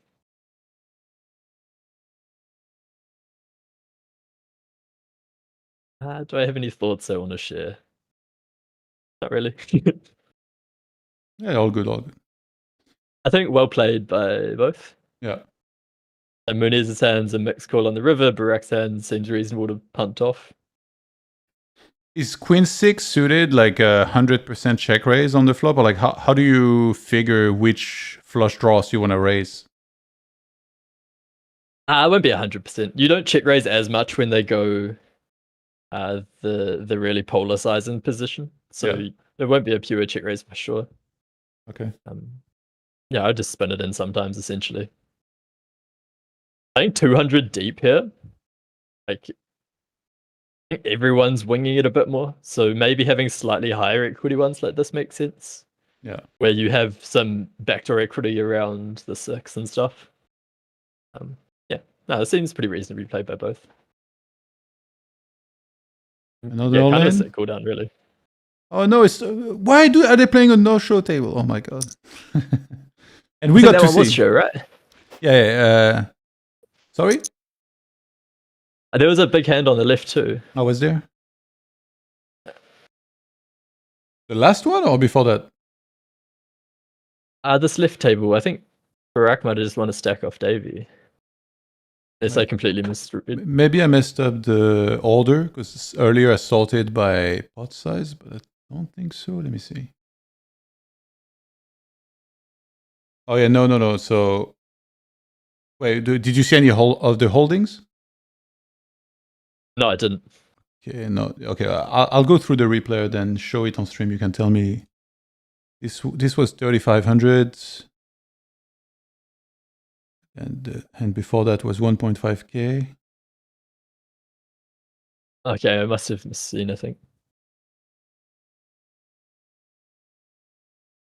I don't think that was a really big hand. It's still Lumberjack getting in there, by the way. Yeah, this guy's interesting. Who is it? He kind of unknown. He showed up on ACR a while back and has been playing everyone. So What a nickname. His one on ACR is Station Steve, which is pretty accurate for his playing style. Oh, I think I asked him to come on the stream, actually. He hasn't come on yet. Oh, he said he was going to message me tomorrow yesterday, now that I look at it. Hey, Steve, we're tomorrow. Okay, 3-bit pot.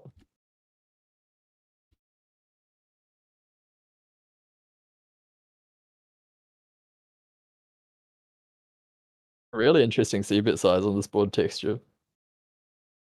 Pot plus one big blind. Yeah. So we can jam This the guy turn? definitely has some tricks there. That's the impression I've got of him. Yeah. But yeah, like usually you use these sizes on boards where there's a flush draw, so there's more hands you punish with the really big size ups. Well, he knew the flush draw was going to come on the turn. He's just denying the clubs their equity on the flop because it's coming. I like it. Aces only, right? Don't want to get sucked out on. Checks on the turn. Checks.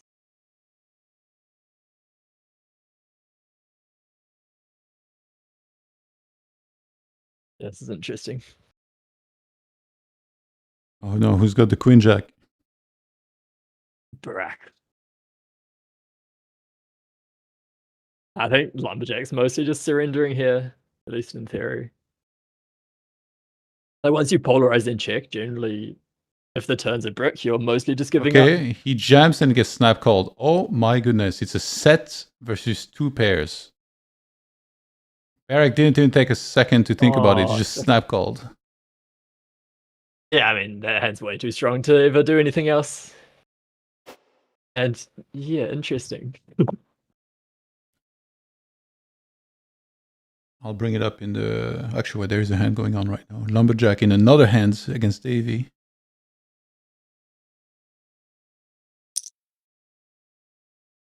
I was under the impression the games were going to end, but no, it's still going somehow. The last few survivors of the challenge late at night here. Yeah. Greg hasn't been playing that much, and this is very late for Munez, so I know, I wonder who's stuck. Wait, isn't Munez in Asia? It's like the morning for him. I think he's been playing all night, right? Yeah, probably. Actually, if he was... Maybe he wakes up at like 4 a.m. Mark Wahlberg He was style. definitely playing like 14 hours ago when I was playing. Or 15 hours ago. Unless he might have slept the same time as me, actually, and just showed up again.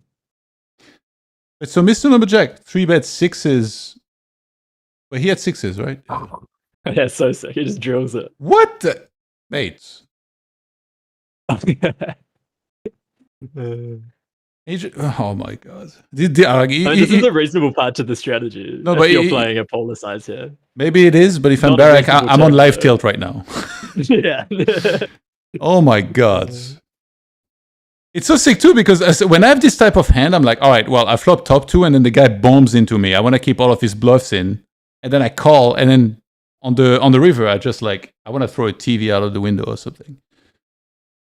I mean, Barak should very, very rarely lose on the river. This is like the most turbo call ever. Oh my god. SPR1. So sick. Yeah.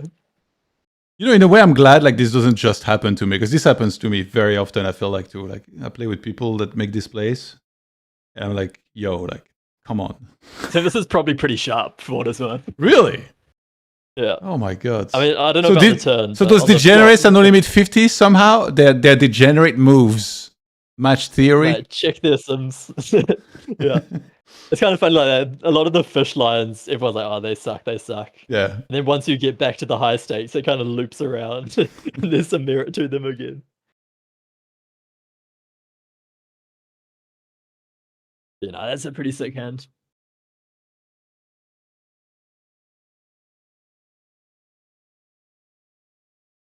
Munez with a monster stack. On the right-hand side table. Davey on the left-hand side with a 50k. Yeah. Did you watch any of the... It's gonna be steamy. Yeah, I mean, after this. Did you watch Then any the of the Queen mid-stakes? six and then that. Yeah, that's a lot of I it. played a tiny bit for like coaching stuff, Okay. but nah, not really at all. From what I hear, everyone was dusting pretty hard. Like and what I saw actually, like there was so many crazy hands. It was insane. It feels like everyone at mid stakes was super good at realizing when someone was weak, and then everyone was just going so ham Yeah. whenever they seemed weak. But then they It was adjusted. a funny dynamic. Like the whole pool was adjusting after that. And it seems like the game plan, because it was a much bigger pool, or at least that's kind of how I interpret it, is that a lot of players who are playing super like aggro crazy during the first week, or at least first few days, like knowing that everybody was going to adjust after that and start calling a lot. So they were just doing during it the first week to then get called a lot after that, getting like out of line.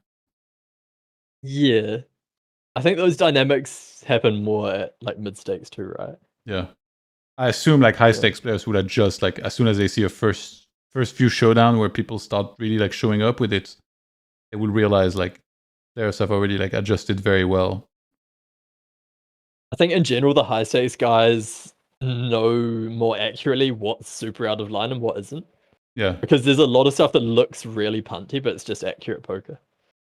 Whereas at mid stakes, everyone's more unsure. So there's like lots more of these dynamics where like the aggro ebbs and flows more, I think. Would you say they probably also at high stakes identify frequencies quicker? Frequencies of what? Anything, like a bluffs in particular. I mean, I think, yeah, in general, people are just more accurate. They have a better understanding of spots and that. So, yeah, I would say so. You also see more, like, if mid stakes is really good at going after capped ranges and like weak ranges, high stakes people start to go after every range. Like Davey, you see him taking all these lines into like someone's ripping super strong and he will still flick raise you on the turn to deny your equity. Like, he's so happy just punting into the nuts. Whereas mid stakes people tend to take more of the safe spots, I would say. If Davey played into the mid-stakes championship, what do you think are the chances he might have lost money? He would lose money. How many hands is he playing? I think he's probably like a 15 big blind winner. Hey, that's less than in this one. Yeah, true. Maybe he's an actual 50 big blind winner. He's 150 big blinds winner, maybe. The dude's a beast. I think he would absolutely destroy there. I don't know if you follow basketball at all, but they ask LeBron, because there's always this comparison of like the old times and like, you know, Michael Jordan and against the guys of today. And I think they asked LeBron, like, what do you think about if Giannis, I don't know if you know Giannis, the Greek guy, like he's like one of the best players. He won a couple MVPs. They're like, what do you think about if this guy would play against the old generation? And he goes like, I think he would score 250 points again. And then so they asked Giannis about it, and like they told him what LeBron said, and he said, I like that, but he's wrong. 275 points. Yeah. Because like basketball got so much more optimized the last few years, right? Oh yeah, no, these guys are insane. Yeah. You know, I don't follow it closely, but it's pretty insane some of the stuff that they do now. I would have watched more like 10 years ago, I'd say. Yeah. I had a buddy who was super into it, so kind of roped me in for a while. What was your team? I was never that into it. It was a Celtics guy, so I guess by default, partially that. But yeah, they're pretty popular. HDP asked, what would your win rates be today if you played No Limit 10 or to No Limit 50? Oh, that's such a tough question. Probably negative because I'd punt so hard. Be losing 15 bigs solid. Yeah, losing 50 big blinds per 100. Just hating, shoving my aces. hating every second of it.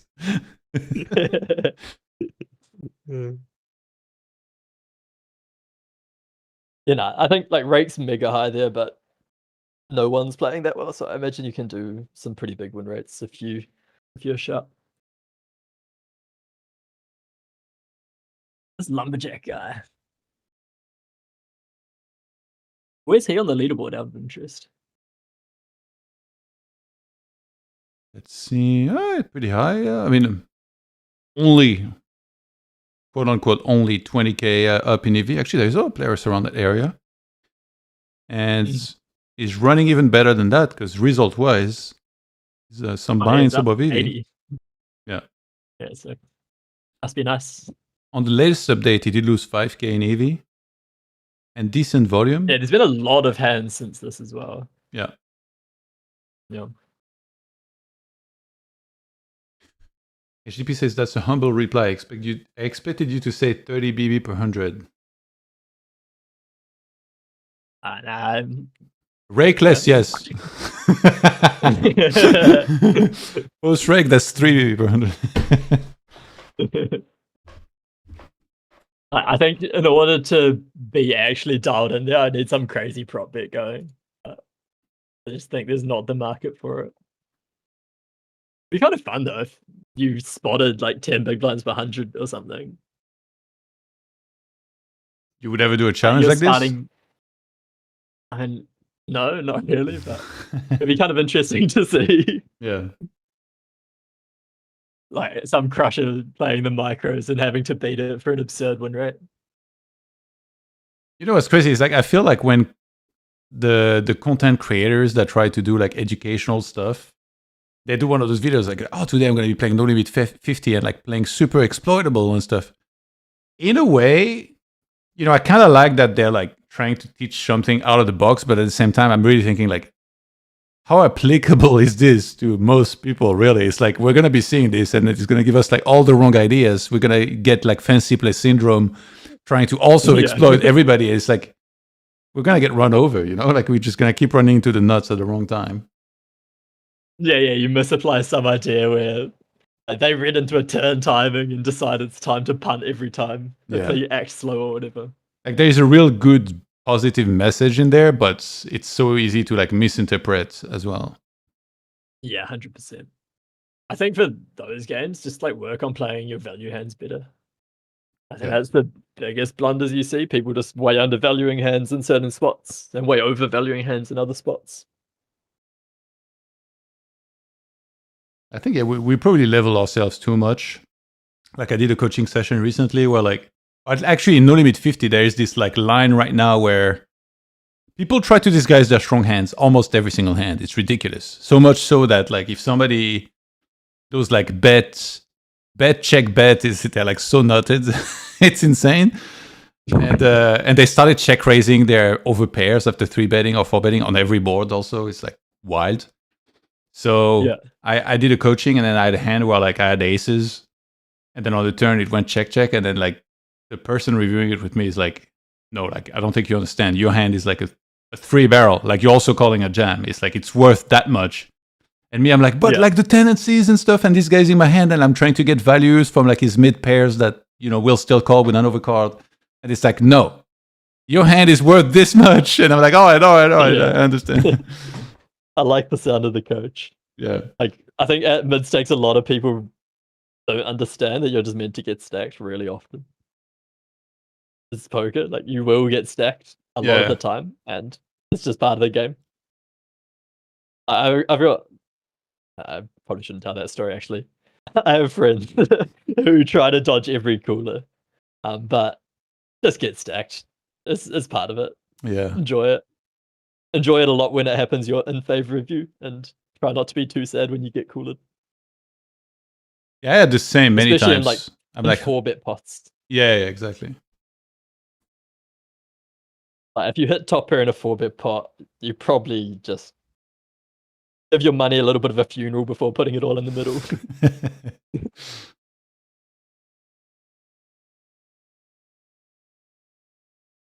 So what would you say is the best way to play against like all those guys that just play like micros to low stakes and just play like very nitty? I mean, yeah, just like win all the small pots and give them the big ones. Yeah. Like the short way you beat someone like that. Just overfold anytime that they raise, even if you have like a decent hands, just because they have no bluffs, you just kind of have to fold everything. Yeah, it's hard to generalize that much, but Yeah. when someone's that tight in general, you like win way too many pots pre-flop because they're not playing enough hands. Yeah. And the same dudes often just overfold on the flop too. So if you just like open small, c-bet small, and that's where most of your win rate is, and try not to give the rest back later in the hand. Yeah, for some time I was gonna say, like, I was one of those guys that was trying to do like voodoo magic as well, and like fold somehow super strong hands when somebody had like one of the few hands that beat me. But it's just like in many spots it's not feasible, because just if the guy has like a bunch of the time a hand that you beat, you're just like lighting money on fire, just overfolding that spot. So eventually, like, I kind of understood that. But yeah, I've seen so many extreme examples of these too, right? Because in Vegas, I play 1-3, and people like mega under 3-bet already. But then if they 4-bet, for some people, it's only, or for most people, it's only kings and aces. And for some players, it's only aces. And like now I've played like thousands of hours of that game, and I really like understand that and like kind of like how it works. But and so it's like blatant that you obviously you need to make adjustments. Like you can't 4-bet bluff as much. Like you have to call a lot of hands that's usually would be like natural 4-bets. I've also seen some crazy stuff. Like this one guy one time at the Bellagio, somebody opens raise, and this guy is like last to act, and he folded kings face up to a single raise, and the guy had aces. The other guy had aces. I was like, oh, no way. What is going on? I was like, I joked, like, actually, I think I even changed table after that. I was like, I don't even want to play with this guy. Like, colluding. No, but I was like, this guy is the GOAT. Like, I will never outplay him. He's just too good. Single raise, he folded kings. Hard to get outplayed when you fold 100% of hands to open. Oh my God, man. And then I remember I was like, how did you do that? He's like, I know this guy. Yeah, I think like there's a lot of spots where making big folds is very good. Yeah. But the ones like, say you 3-bet small blind versus button and a king high board comes, you don't get away from king queen. You just put the money in. But you feel like that's universal, even at stakes or like on fast tables where people play super tight? Just go bit. Put the money in. If they got you, they got you. Yeah. Okay. And like the more weird niche lines, like say they check raise a turn and shove river, or check raise huge on the river, that's where you can start to make the bigger folds, I think. Okay. But in the very standard, very common spots, just lose your money. Yeah. And as I said, like give it a funeral before. Just be like, all right, I'm gonna lose this a lot. That is what I do. Yeah. In low stakes, check raise turn is only nuts. I've yet to see a bluff show up in those. I think some people like overdo it even with draws. Because there's, if you've got a strong draw out of position and you face 2 bets, there's not many other options, right? Like calling sucks, folding sucks. Yeah. I guess I raise. So like for some players I think yeah, but others not entirely.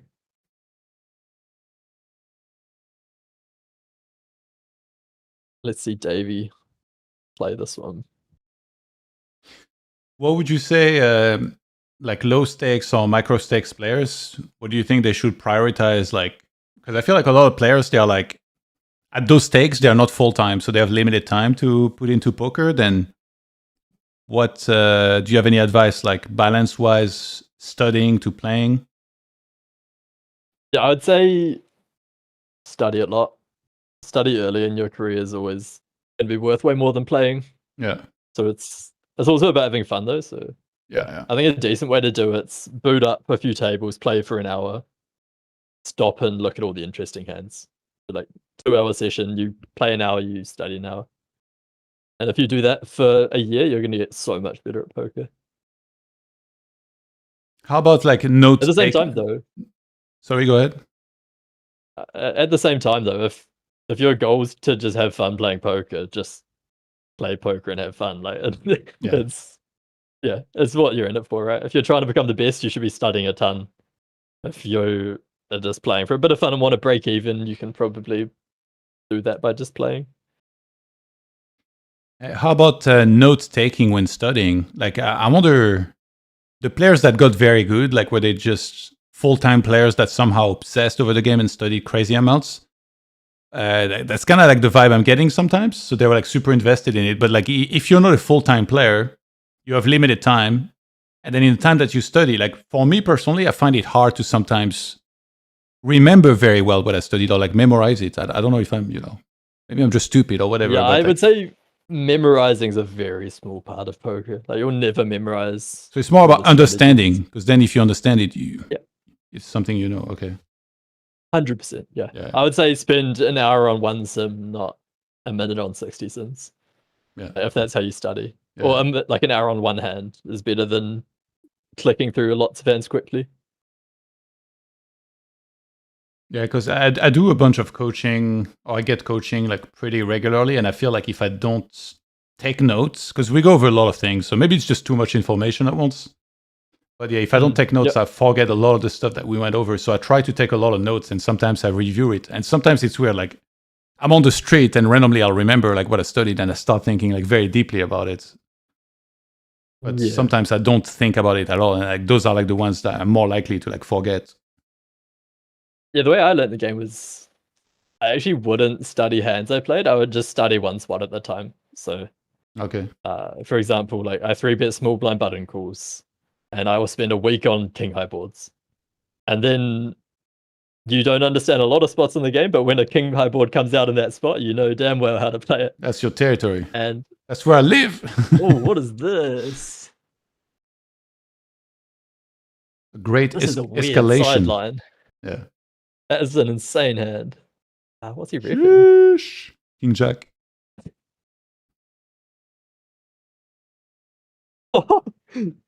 Oh, in my stream, you called that before the hand got shown, and I thought you were a sicko. And you saw it No. before me, right? I'm that good at it. Let me help in there. Oh, that hand feels weird. So how deep are we? 144 big blinds. And then it's 3x. Mr. Lumberjack opens 3x, so 1450 for Munez. Call. Yeah, this is his jam. He always does this 3x shenanigans. Small bet on I've the tried flop. to needle him enough that he stops and plays a proper sizing, but he's not biting, unfortunately. Some men just want to see the world burn. Yeah. I mean, to be fair, I opened blind versus blind 2.3x, so I can't really talk. Yeah, whatever. If it works and you push somebody off their comfort zone, why not? Yeah, no, for sure. I think there's a lot of merit to it. Like, why do you have a jamming range here, my friend? Moonies is polar and there's no equity. Like, I don't know. This seems dusty. He heard you talk about putting your money in and doing a funeral for your money, so he wanted to try it one time. Except it worked. Yeah. I mean, you funeral your King Jack, but you just cool down. Yeah. Yeah.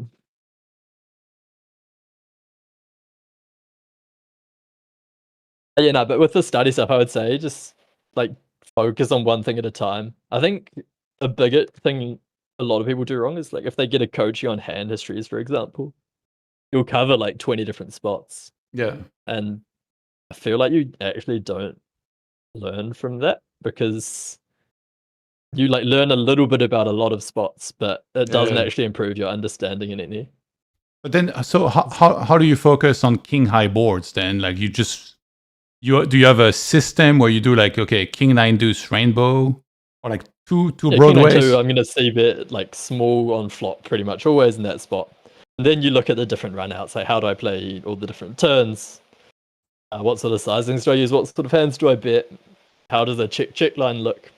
Like just spend ages on the one specific spot, and like, as you do a few of them, you'll start to see lots of patterns, and yeah, it all kind of clicks at some point, I would say. But initially, you select the boards like almost like randomly, or do you have a system? You're like, all right, 2 broadways with a king and 2 low cards. Probably should have a system, but I don't. You didn't? Okay. Yeah. I actually initially did. I used to run a lot of like reports and stuff to see what sizes the solver liked on flops. Yeah.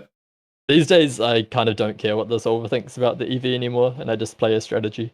Yeah. But yeah, it's about playing like every street well, right? Not just the flop. I mean, I would be happy with one to start with. Yeah, straight up. Just play a third pot CB at every spot and learn the later streets. That's what But I that's do. what Barak does, and Yeah, that's what I do right yeah, now. no, it's good. Except, Yeah, no, it's but smart. on the turn and river, I'm dog shit. Yeah, but that's like why you just keep it simple, right? Like Yeah. now you spend your time on turns and then on rivers. I would say spending an hour session on working out how to play every run out on one board is just worth so much more than clicking lots of spots. Yeah, that makes sense. All right, man, I am gonna run. I need to go eat something. All right. Thank you for being on, sir. It was an absolute pleasure. You're welcome back anytime you want. Nice. Yeah, it was fun. And if you have any Better shout than get to outs the- or promos for stuff to plug. Nah, I'm good. All right. Thank you.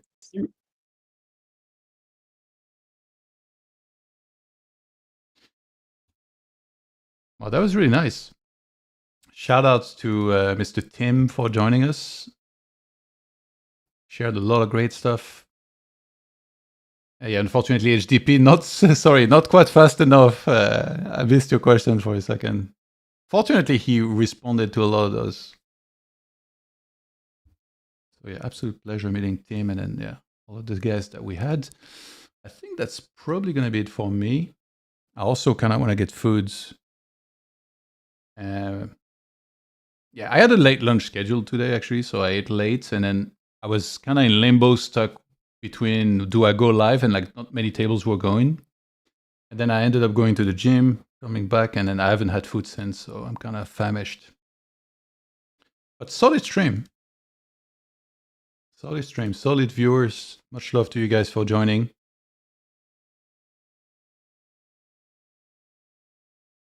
HTP, I'm looking at your question. When I review river bluff spots, I often tend to see I took the line well, but when I look at frequency of getting called, it seems that I'm getting called way more than theory. But calls are not station-like, so does it mean pull over falls earlier streets, or am I over bluffing? I mean, how to evaluate such things? I feel like you should save your question, and tomorrow when we're back, ask it to one of the great guests that we'll have on, and I think they'll be able to give you a good answer, I'm sure. Super great guest, I completely agree. The amazing Jack, GG to you, sir. Yeah, and that's it for now, guys. Thank you very much for tuning in. We are back tomorrow for more action, hopefully after a leaderboard update, so we can know better what is going on with the championship. And yeah, today was day 13, so there's still plenty of action over 2 weeks of Cash Game World Championship coming up. Big shout out to Coin Poker and Poker Strategy for making this happen, and big shout out to our guests from today. We had Lama, Derp, and Yolan all joining us. So big love to these guys. I'll see you guys tomorrow. Have a good night, everybody. Much love. Take care. Peace.